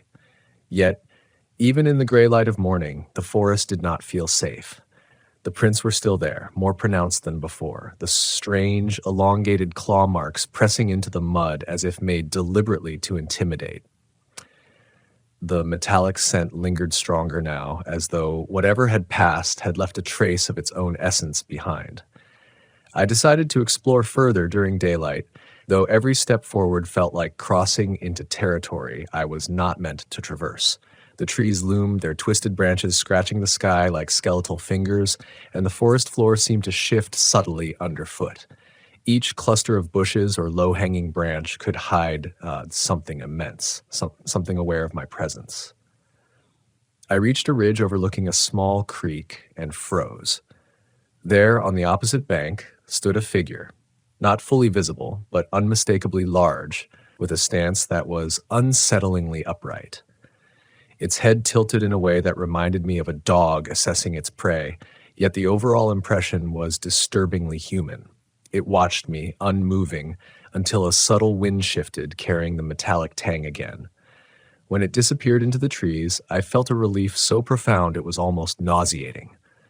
Back at my RV, I attempted to document everything, trying to rationalize and record every detail while keeping my distance. Yet the forest seemed alive with intent, listening, responding. That night, the howls returned, but they were different, sharper, closer, synchronized in a pattern that made it impossible to ignore. It was as if they had learned the layout of the park, the location of my RV, the rhythm of my breathing. I tried calling out, trying to engage them, but no words mattered. The response was a chorus of sounds that tore through the night, making the windows vibrate. Fear turned into an almost trance-like awareness. I was part of their domain now, and there was no separation between observer and observed. Hours passed like that with no respite. I barely ate, barely moved, and yet I could not leave. A part of me wanted to, yes, but another part, the one that had always chased isolation, freedom, and the unexplainable, pushed me to stay. I felt the forest studying me as much as I studied it, the echoes of the howls carving themselves into my consciousness. Then, just before the faintest hints of dawn, it stopped. Silence fell so complete, so unnaturally heavy that I felt my chest cave under its weight. Not a single bird sang, not a leaf stirred. I held my breath, convinced that if I exhaled, I would break the fragile boundary that kept the forest at bay. And then, without warning, a single low howl rolled across the clearing. Deliberate, as if acknowledging that I had survived the night. The morning light brought no comfort. The forest seemed still, almost expectant. I packed my RV slowly, checking every angle, every shadow. The prints were gone, vanished as mysteriously as they had appeared, but the memory of them lingered, and with it the metallic scent that refused to dissipate. I left Cedar Hollow RV Park that morning, hands gripping the wheel, eyes scanning the edges of the forest, my heart still pounding in residual panic. Yet as I drove away, I realized that the experience had changed me, not just with fear, but with a profound awareness of how fragile our understanding of the world truly is. That night in the forest, confronted with the unknown, I felt a fear so primal, so deep, that it stripped me bare. But I also felt a strange gratitude, a recognition that the boundaries of reality are wider than we dare to believe. Even days after leaving Cedar Hollow, I couldn't shake the feeling that something had followed me, not physically, but as an imprint on my mind. The road stretched before me, familiar highways winding through towns and forests, yet every quiet moment in the RV was punctuated by the echo of those howls. I would be making coffee or checking maps, and suddenly a distant sound would make me freeze, my chest tightening, the hairs on my arms rising, as if the forest had reached through the miles to remind me it existed. Friends and family noticed the edge in my voice, the way I would flinch at sudden noises or pause at an unexplained shadow, and I wanted to tell them everything. But how do you explain something that feels so real yet leaves no physical trace, no tangible evidence? Sleep became a rare commodity. In the dead of night, I would hear a faint whining, a soft scraping at the RV's metal walls, or the rustle of leaves across my campsite. I forced myself to rationalize. Wind, animals, fatigue-induced hallucinations.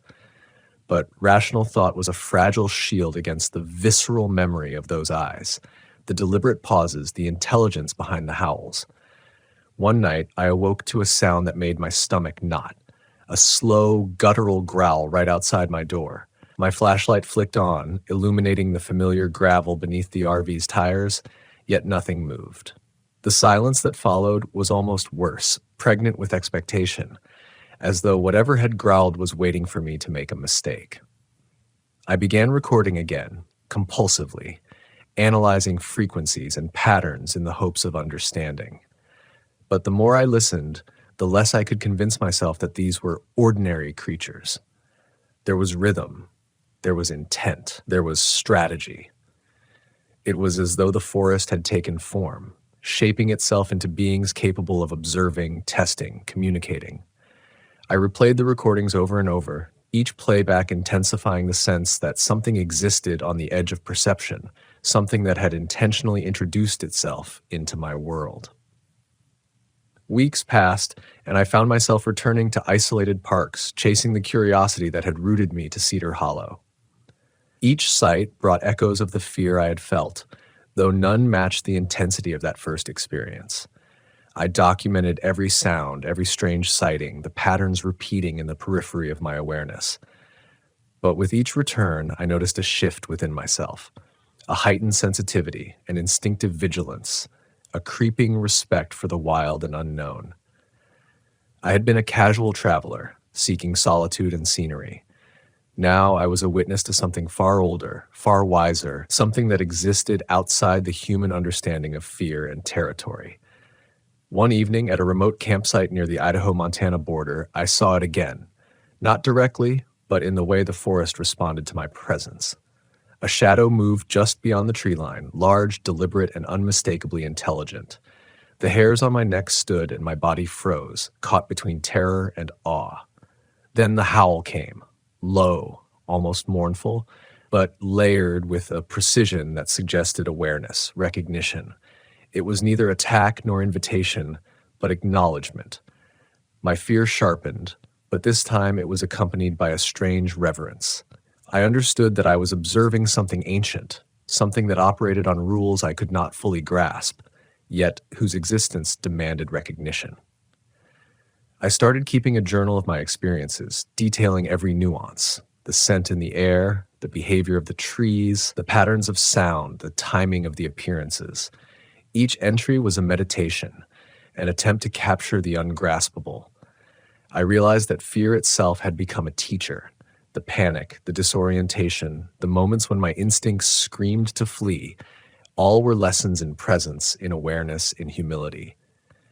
I could no longer approach the wild as an intruder or a conqueror. I had to approach it as a guest, acknowledging that not all inhabitants are visible, not all rules are human. Months passed. I learned to move through remote parks with a different mindset: quiet observation, patience, respect. The howls never followed me as directly as they had at Cedar Hollow, yet their echo remained in my perception, shaping the way I experienced isolation. Every rustle of leaves, every distant cry became part of a dialogue I could not fully comprehend, but could honor. And in honoring it, I felt a profound shift. The fear that had once threatened to paralyze me became a reminder of my own vulnerability, of the intricate layers of the world that operate independently of human awareness. Looking back now, I understand that Cedar Hollow was never about terror alone. It was an awakening, a confrontation with the unknown that forced me to confront my assumptions, my instincts, and my own limitations. The forest, the howls, the shadows, they were not malevolent. They were part of a system far older than me, a reminder that existence is richer, stranger, and more intricate than our ordinary perception allows. The RV became more than a vehicle. It became a vantage point, a fragile observatory from which I could glimpse these truths without claiming mastery over them. Even as I tell this story, I feel the faint echo of those nights pressing against the edges of my consciousness. The howls, the intelligence behind them, the eerie awareness, they are impossible to fully convey. But they left an indelible mark, shaping not just my experiences, but my understanding of fear, presence, and respect. Fear is not always something to fight. Sometimes it is a guide, a teacher, and a bridge to truths we cannot see. And in the vast, quiet expanse of the wild, where the RV sits like a solitary heartbeat, there are lessons in listening, in waiting, and in acknowledging that we are never entirely alone, even when the world appears empty. It was nearly a year after Cedar Hollow that I found myself parked at a small, scarcely marked RV site deep in northern Washington, near the edge of a national forest that boasted more shadows than sunlight.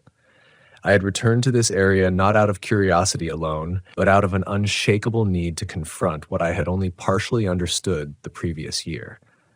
The memories of the howls, the metallic scent, the impossibly large shadows all pressed against my mind like unhealed wounds. I had learned to respect the wild, yes, but respect did not erase fear.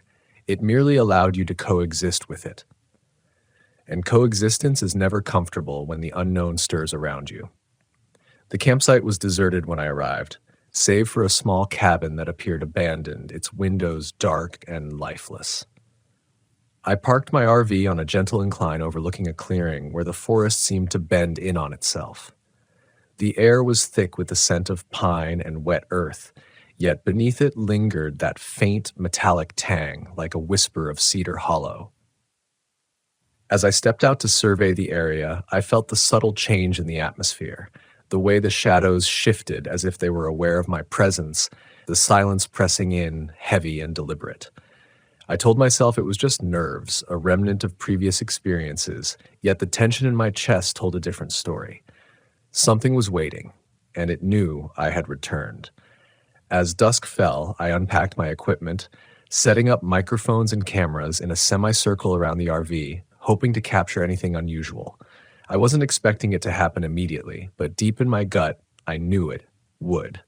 The first howl came just as the sun dipped below the treetops, a long, mournful sound, low and deliberate, cutting through the evening stillness like a knife. It wasn't distant, it was close, unnervingly close, resonating against the metal of the RV in a way that made me flinch. I stepped cautiously to the edge of the clearing, flashlight in hand, scanning for movement. Nothing. Just the dark silhouettes of trees trembling slightly in a soft breeze. But the howls persisted, a chorus now, echoing in patterns that defied logic. I tried calling out, my voice breaking the silence of the forest. "I'm not here to hurt you. I mean no harm." The response was immediate, a sharp, high-pitched howl, almost a laugh, followed by a low, resonant growl. I froze, struck by the unmistakable intelligence behind the sounds. These were not random, not accidental. They were sentient, deliberate, testing me, observing me, teaching me again the limits of human understanding. My instincts screamed to retreat, yet I felt rooted in place, compelled to witness the encounter, to absorb the rhythm, the intelligence of it. Night fully descended, and the RV felt simultaneously like a haven and a fragile trap. The chorus of howls intensified, circling the clearing, moving with a precision that suggested strategy. Shadows darted at the periphery of my vision, too quick for any known animal, too deliberate for imagination alone. I remembered my first night at Cedar Hollow, the terror, the awe, the lesson embedded in every pulse of fear. And now it was here again, more acute, more refined, as if the forest itself had learned to communicate, to pressure the edges of human perception. I pressed myself against the RV door, gripping the flashlight as my only anchor in a world that had become simultaneously alive and incomprehensible. Hours passed in this tense liminality where every sound was magnified, every movement weighted with significance. Then came a moment that would etch itself into my memory. A shadow stepped fully into view, illuminated faintly by the moon's glow.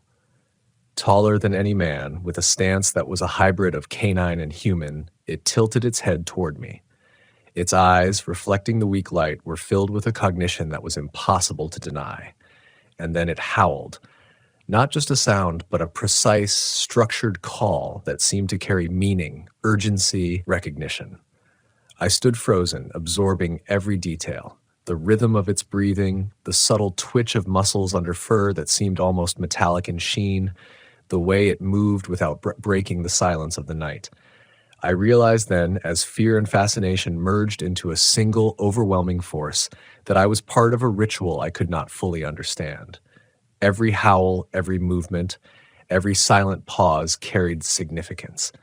My own presence had become part of the environment, like not an outside observer, but an acknowledged element in the forest's living, breathing system. Panic and awe collided in my chest. I could run, yes, but I was rooted by the recognition that flight would not erase understanding, would not unlearn what I had just witnessed. By dawn, the forest was quiet again.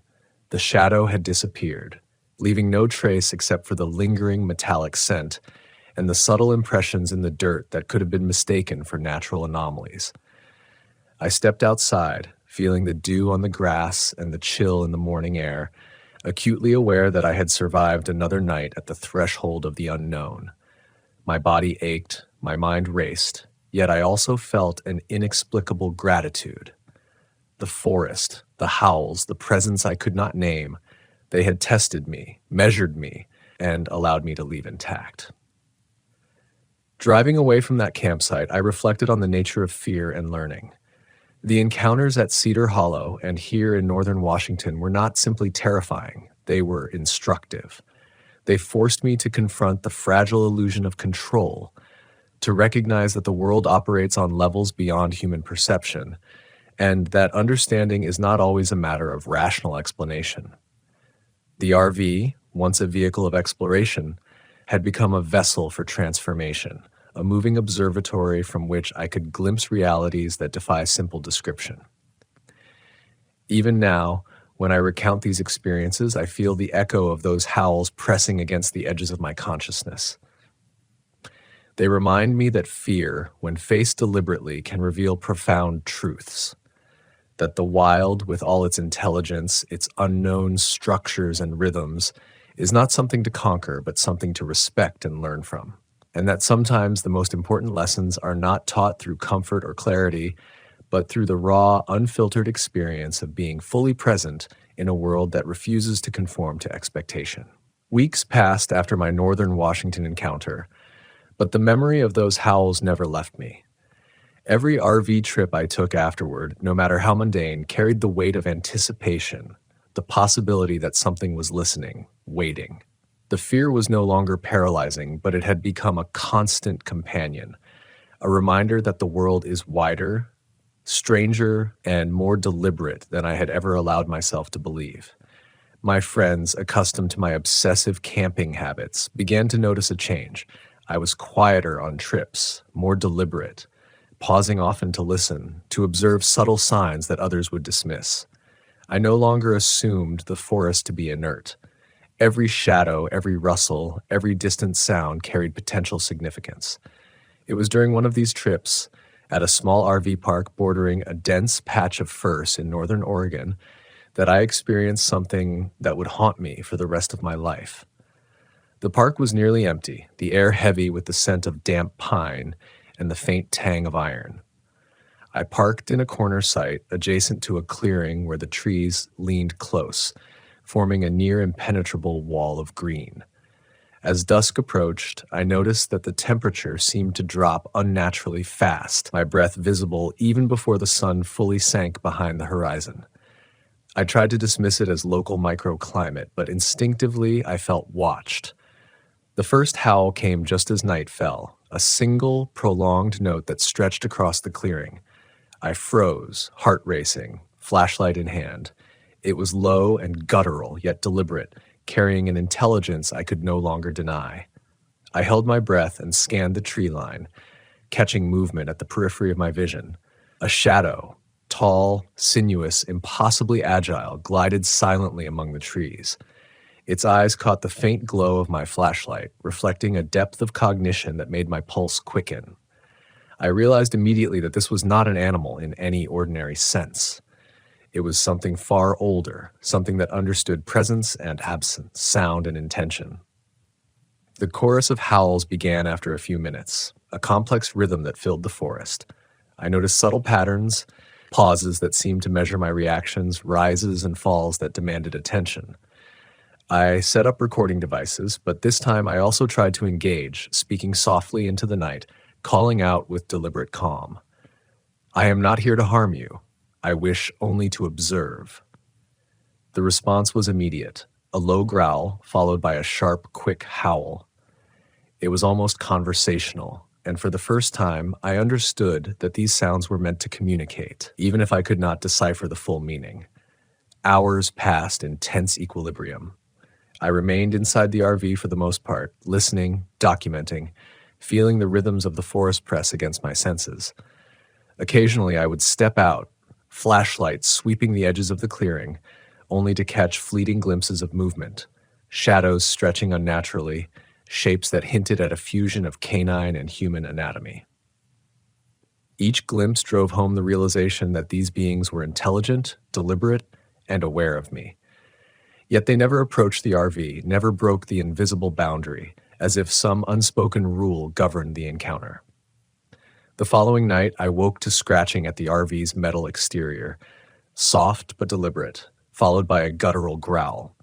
My flashlight barely illuminated the gravel beneath the tires, yet I felt the presence there, palpable and deliberate. My body tensed, but I did not run. Instead, I listened, absorbing the sound, learning its rhythm, its pauses, its intent. The growl ceased, replaced by a series of howls that circled the RV, moving with precision, testing my reactions. For hours, I remained awake, absorbing, reflecting, letting fear guide me rather than control me. It was a strange state, part terror, part reverence. By dawn, silence returned. The RV park appeared unchanged, yet I knew it was different. The prints outside, elongated, paw-like, impossible to measure against any ordinary animal, were gone. Yet the residue of presence remained in the metallic scent, the disturbed soil, the lingering sense of observation. I packed slowly, consciously respecting the rhythm of the encounter, knowing that my survival depended not on confrontation, but on acknowledgement, on understanding my role as a temporary participant in a world I could never fully comprehend. Driving away, I felt both relief and profound awe. I understood that these experiences were not random. They were lessons in presence, fear, and humility. The forests, the shadows, the howls, they were teachers, offering insight into the limits of human perception, the subtle intelligence of the wild. I began to carry this awareness into every camping trip, every isolated site, approaching the wilderness with a combination of caution, curiosity, and deep respect. I realized that fear is not merely a reaction.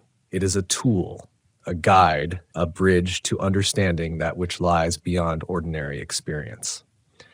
I still return to isolated parks, always cautious, always prepared, yet always seeking that same sense of awe, that same brush with the unknown. The howls never follow me in the same way they did at Cedar Hollow or Northern Washington, yet their echo persists, a reminder that we are never truly alone, even in the emptiest stretches of wilderness.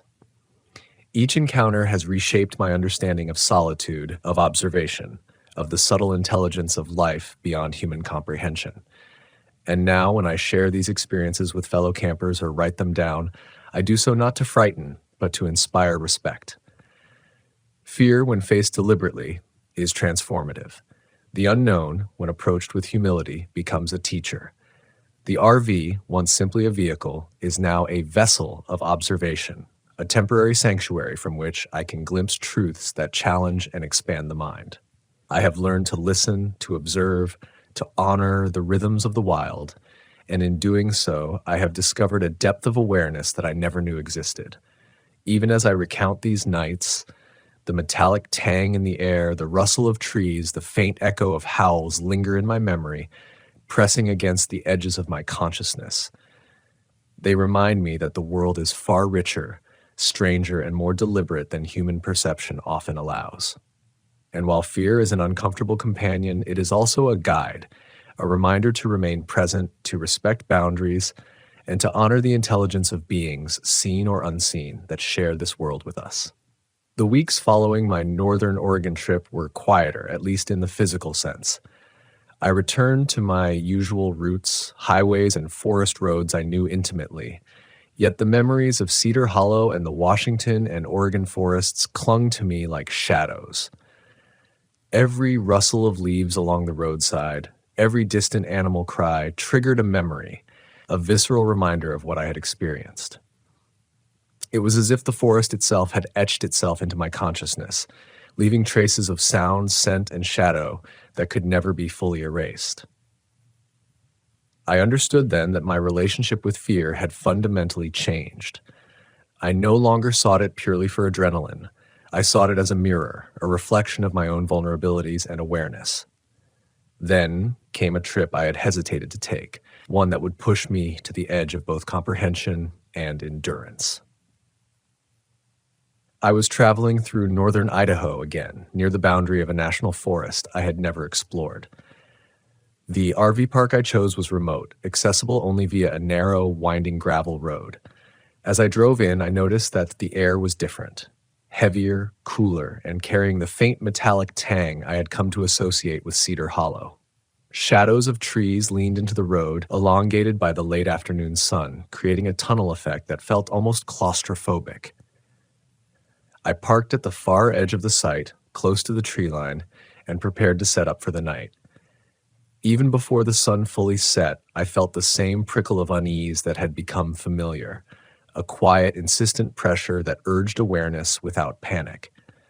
Night fell quickly, enveloping the RV in darkness. The first howl came soon after, singular and low, drawing my attention immediately. My flashlight cut across the clearing, illuminating nothing but trees, yet I felt the presence before I saw it. And then I did see it. A shadow, moving with an unnatural grace, halting and observing, tilting its head in a way that seemed almost intentional. The hair on my neck stood. I had learned to recognize the signs of intelligence in these creatures: deliberate movement, rhythmic sounds, patterns in observation. They were not mindless predators. They were aware. They were testing, measuring, acknowledging me. Hours stretched into a tense vigil. The howls increased in complexity, a layered chorus, sometimes synchronous, sometimes alternating, creating rhythms I could almost interpret. I spoke softly into the night, calling out, trying to establish a sense of connection without confrontation. I mean no harm. I only seek to understand. The response was immediate, a series of low growls followed by sharp, resonant howls, circling the RV in patterns that suggested attention and awareness. My heart raced, but my fear had transformed into something else, deep, focused alertness. I realized that the night was not merely to be survived, it was to be experienced, absorbed, and respected. At some point, I stepped outside, flashlight in hand, breathing deliberately to control the adrenaline. The shadows shifted in response, forming elongated, uncanny figures that blended aspects of canine and human movement. One figure emerged fully into the moonlight, tall, lithe, with eyes reflecting cognition. It tilted its head, observing me as closely as I observed it. I spoke again, this time with more conviction. I am not your enemy. I am here to witness. The creature responded with a prolonged howl, layered with subtle inflections that suggested recognition, perhaps even approval. Fear surged and retreated simultaneously, replaced by an almost spiritual awe. The encounter lasted until the early hours of the morning, a tense dance of observation, recognition, and understanding. I noted every movement, every sound, every pause, feeling the forest's intelligence pressing against my senses. And then, as if concluding the ritual, the shadows retreated, the howls ceased, and silence returned. The metallic scent lingered, faint but insistent, a reminder of what had occurred. I remained outside for a long while, absorbing the stillness, the weight of what I had witnessed. For the first time, I understood that fear and respect were intertwined. One could not exist fully without the other. By dawn, I packed slowly, deliberately, taking care not to disturb anything in the clearing. The RV had been a fragile sanctuary, a point of observation, but I knew the forest had been watching, measuring my respect as much as my fear. The prints in the dirt, elongated, deliberate, impossibly large, had vanished by morning, yet their memory pressed against my consciousness, a reminder that the boundary between the known and unknown is thinner than we believe. I started driving again, every sense alert, yet calm, carrying with me a profound awareness of the intelligence and complexity of the world beyond human understanding. Weeks turned into months, and the experiences accumulated into a continuous thread that reshaped how I approached every camping trip. I no longer sought isolation simply for solitude. I sought awareness, attention, and humility. Every RV park, every patch of forest became a classroom. Every rustle, every howl, every shadow was a lesson in presence, caution, and respect. I had learned to move silently, observe deliberately, and honor the unseen forces that occupy these spaces. The fear I once tried to suppress had become a teacher, guiding me toward a deeper understanding of the natural and the mysterious. Eventually, I returned to Cedar Hollow, compelled by the need for closure, for confrontation with the origin of the fear that had reshaped me. The park was nearly as I remembered, empty, quiet, shadows pressing in from every side. I parked in the same corner near the tree line and waited for nightfall, prepared for the ritual I knew would come. As darkness fell, the howls began, not timid or scattered, but confident, deliberate, synchronized. They rolled through the forest like a conversation, punctuated by pauses that demanded attention. I stepped outside, flashlight sweeping the tree line, and saw them. Figures, tall, sinuous, intelligent, moving with grace and precision. The air was electric with awareness. I spoke aloud, softly but firmly acknowledging their presence. I am here. I remember. I respect. I listen. And for the first time, the response was not purely observational. The lead figure stepped into the moonlight fully, eyes locking with mine, conveying something beyond sound, an understanding, a recognition, a passing of some unspoken knowledge. The howls subsided gradually, leaving only the subtle rustle of trees and the metallic tang that had become familiar over time. I understood then that the forest had accepted my presence, my vigilance, my respect. The fear remained, but it was no longer crippling. It was tempered by recognition and understanding. When I finally left Cedar Hollow that morning, the sun rising pale over the gravel road, I realized that the experiences of fear, observation, and reflection had coalesced into a profound lesson. The world is alive in ways we cannot fully grasp, and our place within it is fragile and contingent. The RV, once merely a vehicle for exploration, had become a vessel of transformation, allowing me to witness, absorb, and respect forces beyond ordinary perception. The howls, the shadows, the intelligent presence in the forests, they had not only taught me fear, but had also illuminated courage, patience, and humility in ways that no human teacher could. Even now, months later, when I recount these nights, I feel the echo of those howls pressing against the edges of my awareness.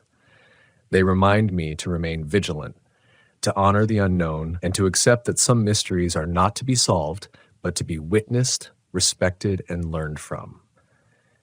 In every RV trip since, every encounter with wilderness, every moment of solitude, I carry the lessons of Cedar Hollow and the northern forests. Fear is not an enemy, but a guide. The unknown is not a threat, but a teacher. And in the quiet moments when the world seems still, there are truths waiting for those patient enough to listen. As I drove away from Cedar Hollow that final morning, the gravel crunching beneath the RV's tires, I felt a mix of relief, exhaustion, and an almost reverential awe. The forest behind me had receded into shadows and memory, yet its presence remained embedded in every nerve, every pulse, every quiet thought. I realized that fear, in its rawest form, was no longer my adversary. It had become a mirror, reflecting my awareness, my limitations, and my capacity to remain present under pressure.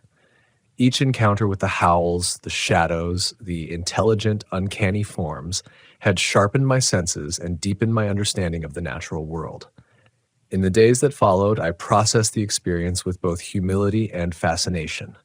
I revisited my recordings, each howl, each rustle, each fleeting movement of the forest now revealing subtle patterns, rhythms, and structures I had missed in the immediacy of fear. I realized that the creatures, or whatever intelligence had orchestrated these events, had been teaching me to observe, to listen, to integrate fear into knowledge rather than resist it. Even the metallic tang that had so unnerved me at Cedar Hollow and beyond became, in retrospect, a marker, a guidepost indicating their presence, their attention, their awareness. I began sharing my experiences more openly, not as tales of horror, but as reflections on awareness and respect. Fellow RV enthusiasts listened, sometimes skeptically, often fascinated, to stories of howls in the night, elongated prints in mud, and shadows that defied logic. I emphasized not the terror alone, but the lessons, the need to observe, to remain calm, to recognize the intelligence of the wild, and to honor boundaries that humans often overlook. I had once traveled seeking adventure and solitude, but I now traveled seeking understanding, a deeper connection with the hidden dimensions of nature and the unknown. Months turned into years, and the lessons of Cedar Hollow never faded. Each RV trip, each isolated campsite became a meditation in vigilance and respect. I found that my fear, once crippling, now informed my decisions, my movements, my awareness of the world around me. The forests, the shadows, and even the faintest, most distant sounds became guides, teaching me patience, humility, and attentiveness. I learned to see, to listen, and to acknowledge that which exists beyond ordinary perception, knowing that acknowledgement alone carries power. The impact of these experiences extended beyond the forests and campgrounds.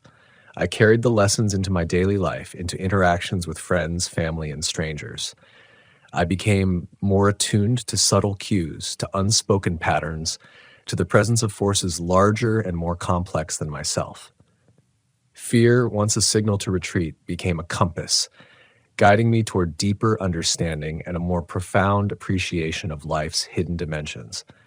In the same way the howls had demanded recognition and respect, I learned to recognize and respect the boundaries, fears, and presences in my own world. Even now, as I recount these events, I feel the quiet weight of the forests, the echo of the howls, and the presence of those forms that seem to straddle the line between canine and human.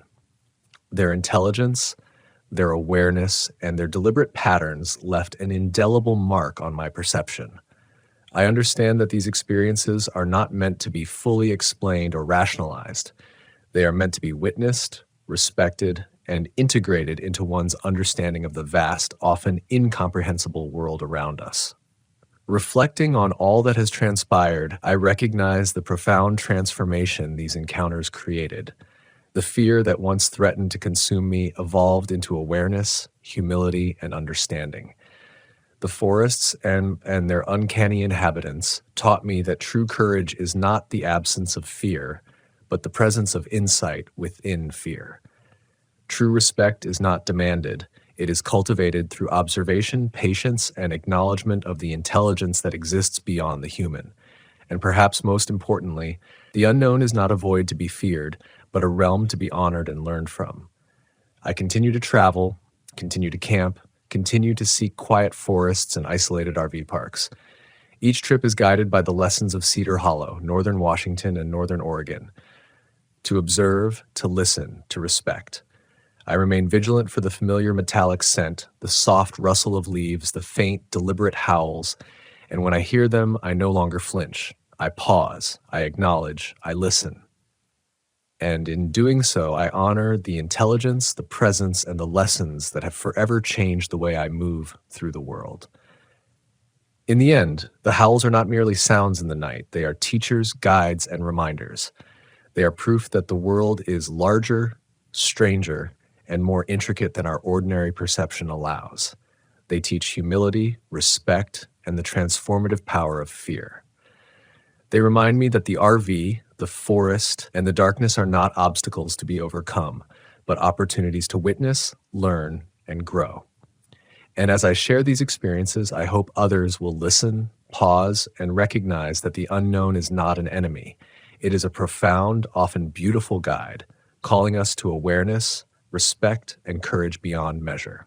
As the years have passed, I've come to understand that the forests, the howls, and the shadows of those RV parks were never about terror alone. They were about awakening, a confrontation with a world that operates beyond our ordinary understanding, a reminder that presence, observation, and respect are more powerful than courage alone. Every trip I take now carries that awareness with it. Even in the quietest, most unassuming RV park, I am alert to the subtle rhythms of the forest, to the rustle of leaves that may be more than wind, to the faint scent of iron that lingers after dark. I have learned to trust my instincts, to honor fear as a guide, and to witness the intelligence that exists quietly, deliberately, just beyond human perception.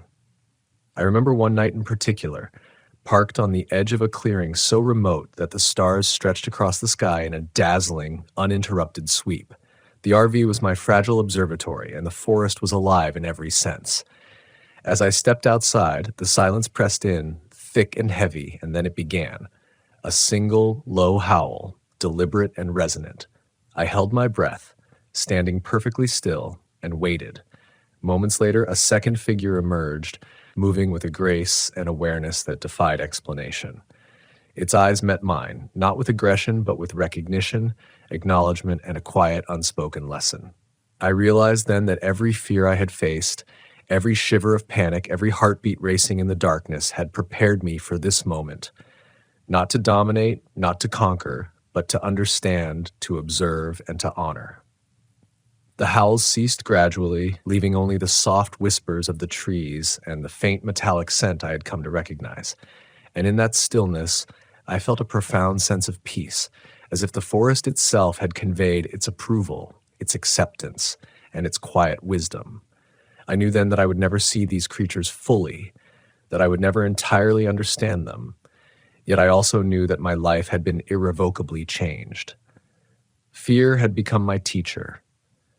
Solitude had become my mentor, and the RV, my vessel, had become a portal to understanding the complexity, intelligence, and subtle rhythms of the natural world. Driving away from that clearing, I realized that the lessons of Cedar Hollow and the subsequent parks were universal. Fear, when embraced with awareness, transforms into insight. The unknown, when met with humility and patience, becomes a guide. The forests, the shadows, and the howls are not enemies. They are teachers, waiting for those who are willing to listen, to pause, and to witness. The RV, parked in isolation, becomes more than a vehicle. It becomes a sanctuary, a vantage point, a place to engage fully with the hidden intelligence of the world. And so I continue to travel, guided by these experiences. Each RV park, each isolated forest clearing is an opportunity to observe, to learn, and to respect. The howls, when they come, no longer evoke panic. They are signals, invitations to presence, reminders that the world is alive in ways beyond ordinary understanding. I acknowledge them, listen, and absorb their lessons. I have learned that courage is not the absence of fear, but the ability to remain fully present within it. Respect is not demanded. It is earned through observation, patience, and humility.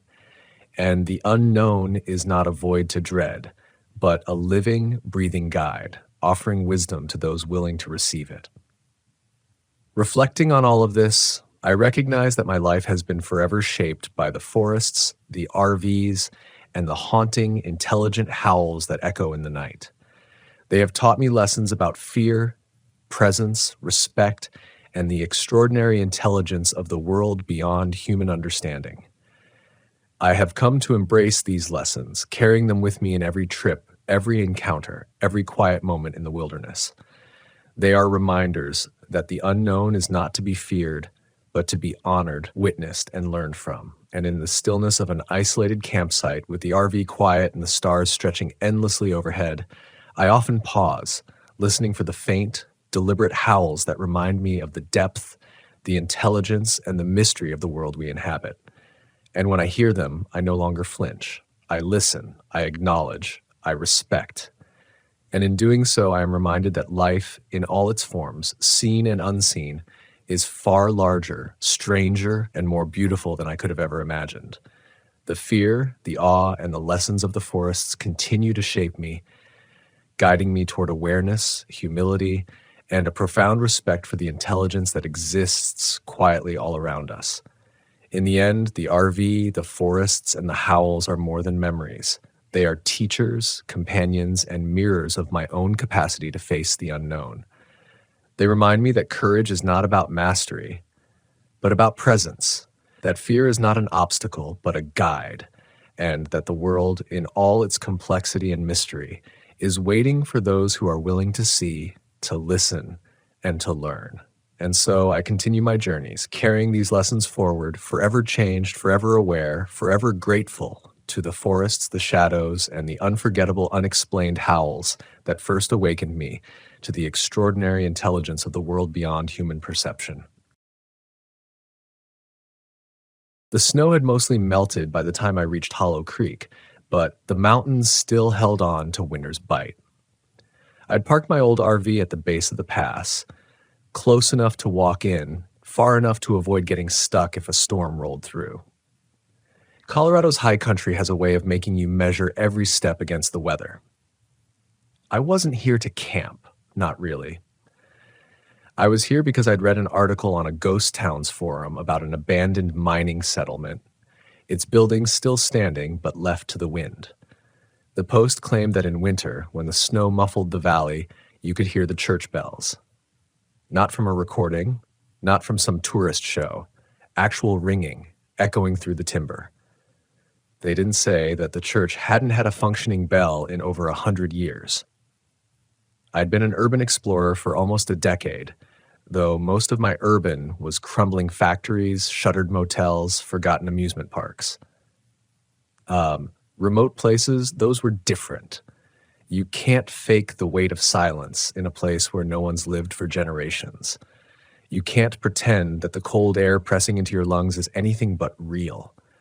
The hike in was slow. 3 miles of switchbacks along a creek bed, the water so cold it steamed faintly in the morning sun. The only sound was my boots grinding frost into mud and the occasional creak of ice shifting under the current. The mountains here are sharp and skeletal, their ridges chewing at the sky. Hollow Creek lay in one of the folds, a little basin you wouldn't see unless you were standing right above it. When I first caught sight of the town, it was like looking at a faded photograph. Sagging, false front buildings lined a narrow street. The general store still had half its sign. The hotel leaned like a drunk caught mid-step. Beyond it all, at the far end, the church stood. Wood weathered to silver, its steeple intact, pointing into a sky that didn't care. Inside the town, the air changed. It wasn't colder, exactly, but heavier, as if it had been here longer than the mountains. Every step made the snow sigh and collapse beneath me, and the buildings loomed close without leaning. My breath puffed white, and I found myself glancing at windows just to make sure nothing was watching. I saved the church for last. It was habit. Don't rush the thing you came for. I ducked into the store first, brushing past the doorway like it still had a bell to jingle. The shelves were bare, but for a scattering of rusted nails, a porcelain mug, a box that had collapsed in on itself. My flashlight beam caught the dust in the air. It drifted, heavy, like it didn't want to settle. The hotel was worse. The floor dipped and swayed, water damage long since frozen into ridges. A ledger lay open on the front desk, its pages bloated and stuck together, ink run to shadows. I flipped a corner and saw a name, D. Latham, 1903, and beside it, 2 nights. I could almost see him, snow on his hat brim, boots heavy with mud. It was as I was stepping out that I heard the first bell. It wasn't far. It couldn't have been, not with that clarity. A single toll, deep and slow, rolling through the buildings like a ripple through water. Then another. Then a pause long enough to make me think it was over, until it came again, measured and patient. I froze. I knew the church had no bell.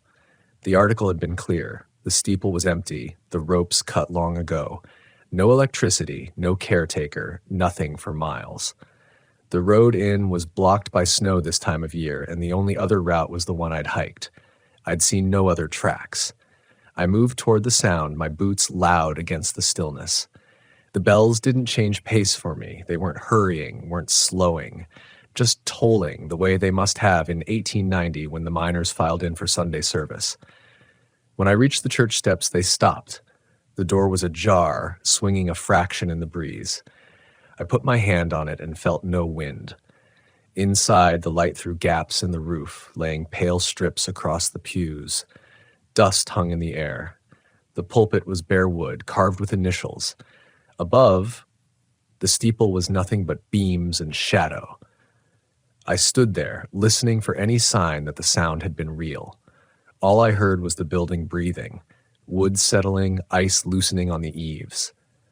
I should have left then.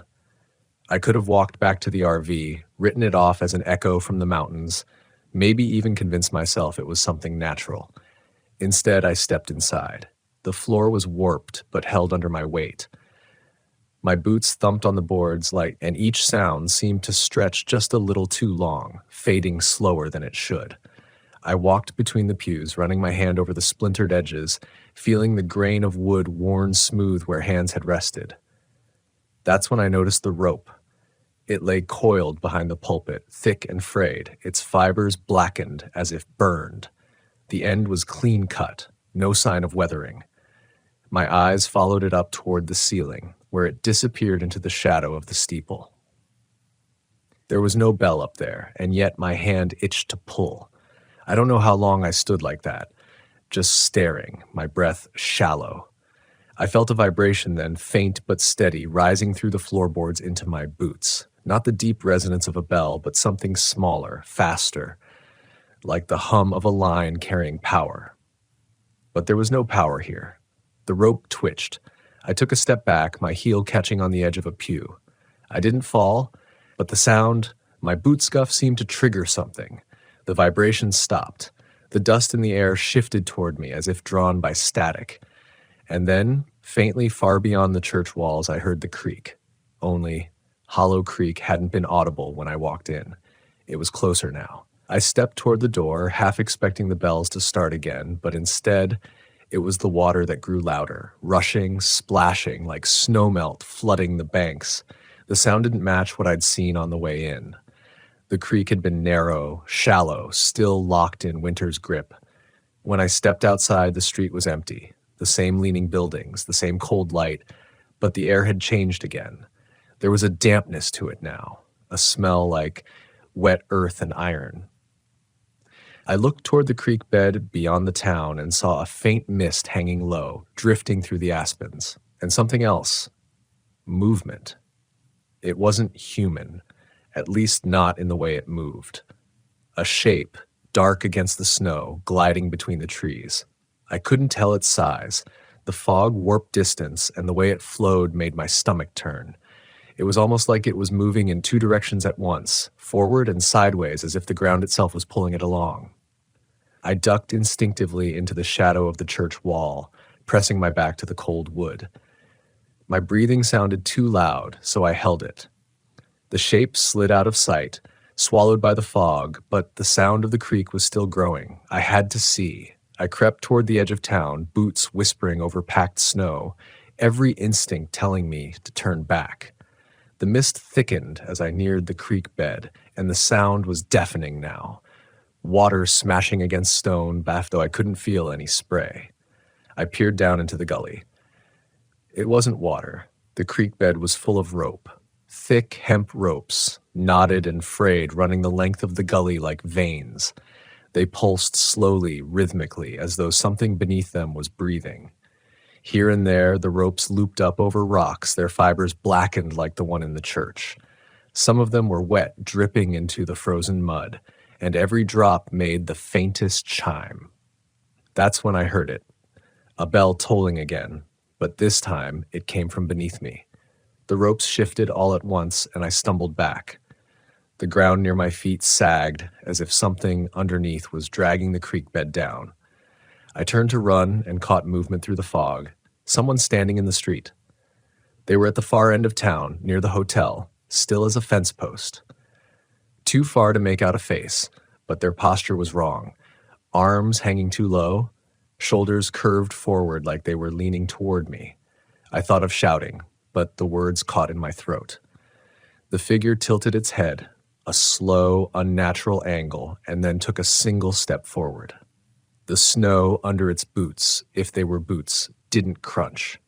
I backed toward the church without taking my eyes off them. The mist had thickened around the buildings now, curling at the corners like it was following me. I kept waiting for the figure to move faster, to close the gap, but they stayed slow, deliberate.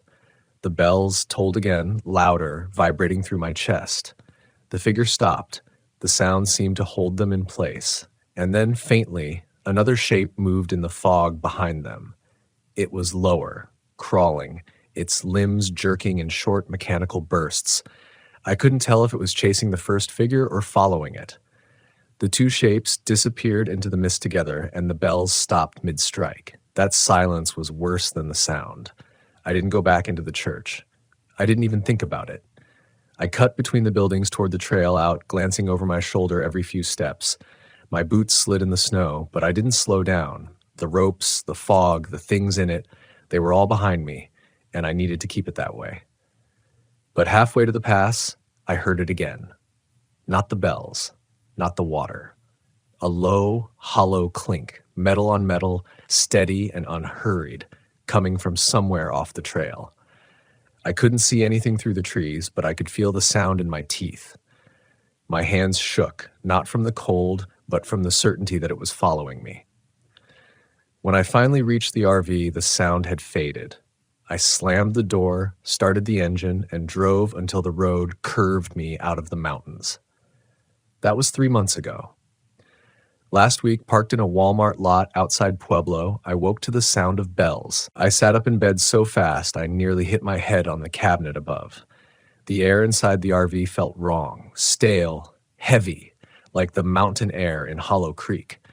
I could see my breath in the dim glow from the street lamp outside, even though the little propane heater had been running all night. The bells weren't loud, but they were close. A slow, deliberate toll, each note stretched just long enough to bleed into the next.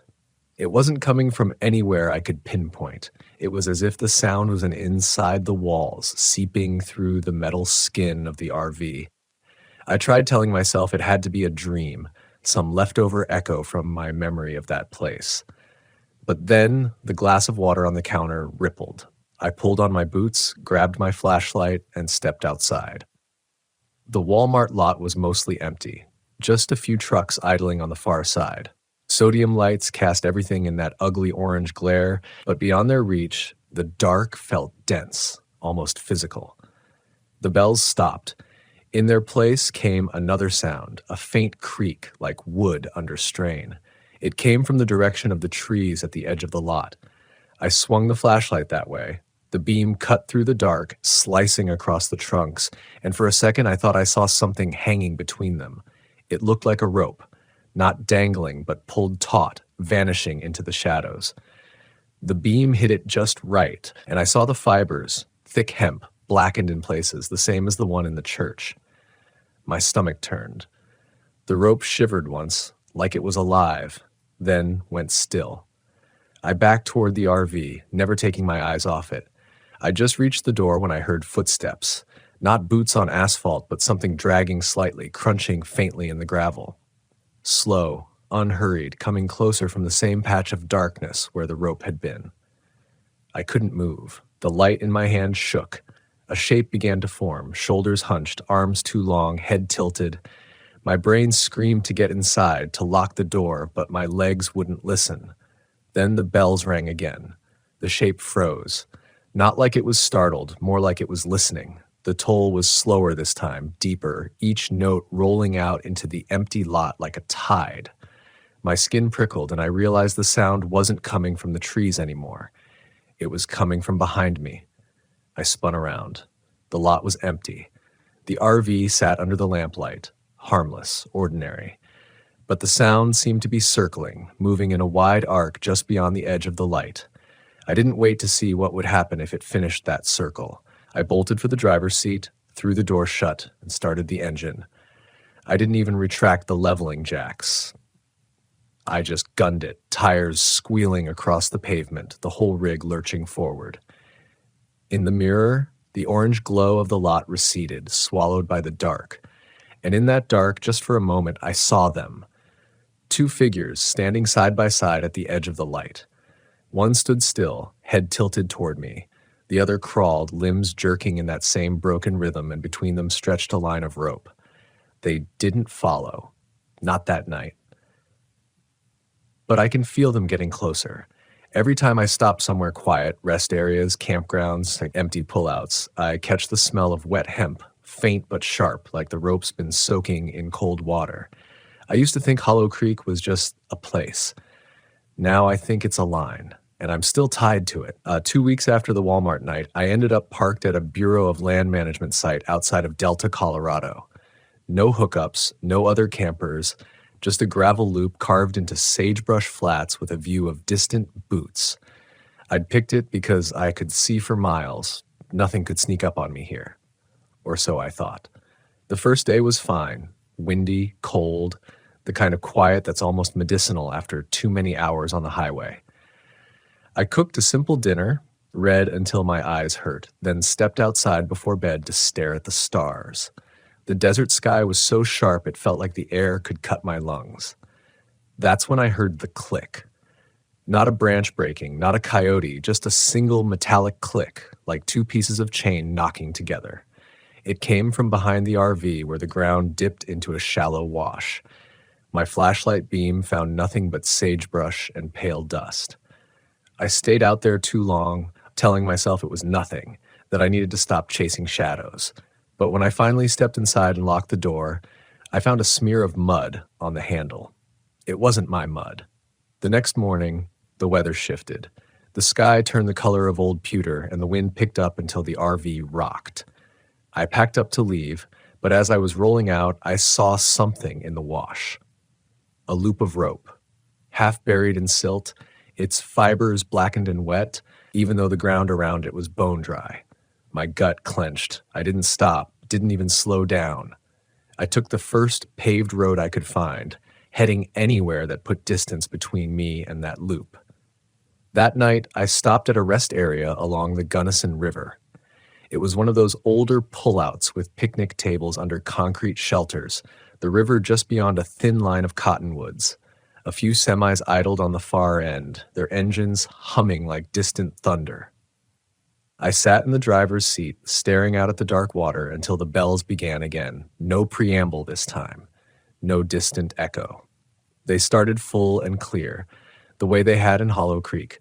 Deep, deliberate tolls that rattled the windows. The sound didn't match the space I was in. It felt too big, like it was coming from a structure that couldn't possibly be here. I cracked the driver's side window. The cold hit me first, sharp enough to sting. Then came the smell, wet earth and iron, stronger than before. My chest tightened. Across the river, in the darkness between the cottonwoods, a light flickered. Not electric, more like a lantern swaying gently. It bobbed a few times, then stopped. The bells ceased. In the silence, the lantern tilted, and I realized it wasn't hanging from anything. It was being carried. The figure stepped forward out of the trees and down to the riverbank. Tall, shoulders hunched, head bent toward the water. The lantern's light crawled over its face, and I saw the jaw move. Slow, deliberate, like it was speaking. But the toll of the bells had left my ears ringing, and I couldn't hear anything over that phantom hum. Then something else moved in the water. At first I thought it was a log drifting downstream, but it fought the current, sliding toward the figure on the bank. The surface broke in slow, rolling mounds, and in the gaps between them I saw pale strands glistening. Rope. The figure reached down and pulled. The water heaved, the pale strands looping around its legs, up its torso until it was draped in the same wet, blackened hemp. The bells tolled again just once, and the lantern went out. I hit the ignition, slammed the RV into gear, and didn't look back at the river. I've stopped trying to convince myself this will end if I just keep moving. It's following me, not in a straight line, not every night, but like a net being drawn tighter. And I think I'm starting to understand what happens when it finally closes. 3 nights ago in Utah, I stopped at a wide gravel turnout off Route 24, somewhere between Hanksville and Capitol Reef. It was the kind of place no one chooses unless they're too tired to keep driving. A narrow strip of road with sage on both sides, no cell service, no lights except the distant glow of stars. I'd been pushing west, but my eyes were burning, my hands aching from holding the wheel.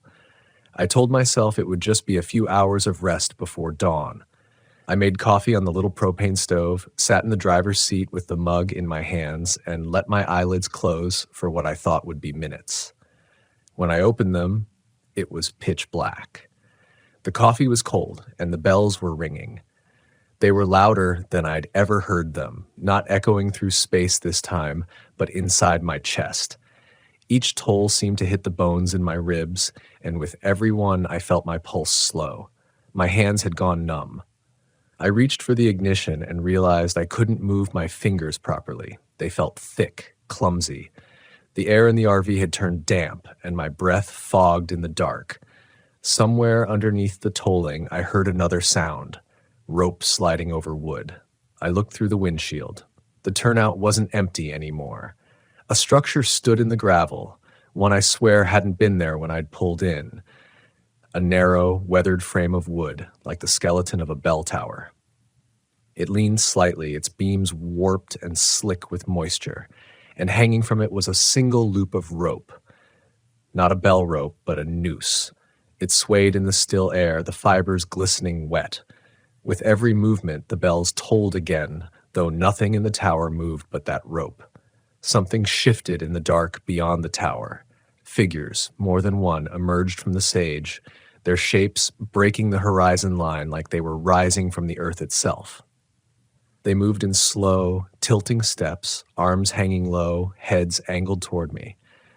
I couldn't see their faces, but I didn't need to.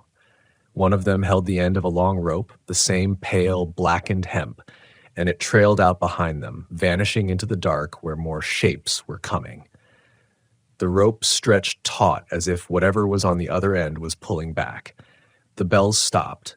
The silence that followed wasn't empty. It was full, like the space between two breaths before a word you don't want to hear. My hands began to tingle as blood returned to them. The figures halted. I don't know if it was me or something else, but the rope between them and the tower shifted, coiling slightly, and I realized it wasn't laid across the ground. It was moving, drawing itself forward. The noose swayed again. I threw the RV into gear without looking at the road, headlights cutting through the sage and gravel as I lurched away. The last thing I saw in the rear view was the tower collapsing into the dark, the rope snapping upward like something had yanked it from below. I've been driving since, but I can feel the circle closing. Last night, at a gas station outside Ely, Nevada, I went in to pay, and when I came back out, there was mud on the RV's door handle. The same smear I'd seen back at that BLM site. The air smelled like wet hemp. I didn't touch the handle right away. My keys were in my hand, but I stood there under the flickering canopy lights, staring at that smear. It was darker than mud should have been, almost black, with a sheen that caught the yellow light. The station was quiet, too quiet for midnight on a highway. No other cars pulled in. No trucks rumbled past on the road. Just the faint hum of the soda machine inside and the brittle creak of the windsock on the pole above me. I glanced around the lot. At the far edge, just where the light failed, I saw it. A line stretching low to the ground, running parallel to the road. At first, I thought it was a shadow cast by the pump island, but it was too solid, too deliberate. The wind didn't shift it, and the shape wasn't quite straight. It was rope. Thick, pale strands disappearing into the darkness on both ends, and it was moving, not rolling or dragging, pulsing, like something was pulling on both ends in slow, steady tugs. The movement was so faint I might have missed it if my eyes weren't already locked on it. The bells began again. Low, slow. Each toll felt closer than the last, though the air around me stayed still. The sound was big enough to fill the whole lot, but I knew, the way you just know certain things in your bones, that it was coming from nowhere anyone else would be able to find. The rope jerked once, hard, and then went slack. From the darkness at the edge of the lot, two figures stepped forward. Same long arms, same tilted heads. The canopy lights stuttered, and for a fraction of a second I saw their faces, gray, slack, not dead, but not alive either. Their mouths moved in slow, steady motions, and I knew without hearing the words that they were keeping time with the bells. I backed toward the RV door, my eyes darting between them and the smear on the handle. They stopped just short of the light.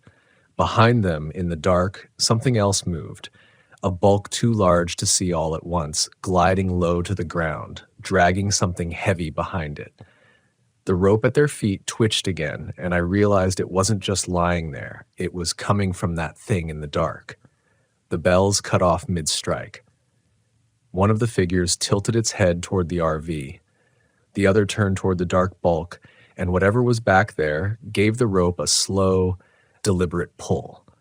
I didn't wait to see what they wanted me to do. I yanked the door open, threw myself inside, and locked it. My hands shook so badly I dropped the keys twice before I got the engine started. As I pulled out, my headlights swept across the far end of the lot. There was no rope, no figures, just bare asphalt and a strip of dirt where the road disappeared into the hills. I drove west until the sky began to lighten, and even then, I didn't stop until I hit Fallon. But here's the thing. Tonight, parked behind a diner on the edge of town, I heard the bells again. And this time, they didn't fade when I started the engine. I pulled out from behind the diner, gravel crunching under the tires, headlights cutting across the empty lot. The bells followed, not in the air, not echoing from the hills, inside the RV. The sound was vibrating through the cabinets, rattling the cutlery in the drawers, making the windows hum in their frames. My stomach turned with each toll. It was the same deep note that had haunted me since Hollow Creek, but now it felt like the sound had finally found its way in. I gripped the wheel so tight my knuckles hurt. The dash lights flickered. Somewhere behind me, in the small space by the bed, something shifted. I didn't look. The tolling grew faster, not frenzied, but urgent, like it was counting down to something. Every instinct told me to get out, to leave the RV and run into the cold Nevada night. But I knew that if I opened that door now, whatever was back there in the dark behind me wouldn't be outside anymore. I took the first road out of town, a narrow, cracked strip of asphalt with no shoulder. The bells matched my speed. Faster when I sped up, slower when I eased off. My chest ached from the vibrations. Then, under the tolling, I heard it, the faint, wet drag of rope across linoleum. It was coming from the back, from the bed. The air inside was damp again, heavy with that smell. Wet hemp, cold river water, and iron. My mouth filled with the taste of it, metallic and bitter. In the rearview mirror, I caught movement. At first, it looked like the bedspread shifting from the vibration of the road. But then it began to rise, slowly, steadily, until a loop of rope lifted into view. It swayed once, then tightened as if someone had taken hold of the other end. The bells stopped. Silence. The loop hung there for a moment, still in the mirror.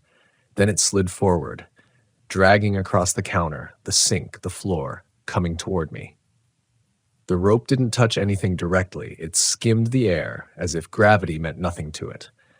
I pressed harder on the gas, engine whining. The loop inched closer. And then, as the road curved, my headlights swept over something on the side of the asphalt. Two figures standing just inside the ditch, their arms stretched out across the road. Between their hands was a rope, taut, blackened, glistening in the cold night air. I swerved hard, barely missing it. In the mirror, they didn't move. The rope didn't drop. When I looked forward again, the loop inside the RV was gone. So were the bells. I drove until sunrise, and for the first time in weeks, I didn't hear them again that night. But I know what's happening now. They're not just following me, they're pulling me back. And one night soon, I don't think I'll be able to swerve. 2 nights later, I crossed into California. I thought maybe if I pushed all the way to the coast, the sound would lose its reach. Salt air, endless water. Something different than the mountain passes and desert flats where they'd been closing in. I drove until the ocean smell finally cut through the dust in my lungs, until I could hear waves breaking instead of my own pulse. I found a turnout above a rocky inlet north of Fort Bragg.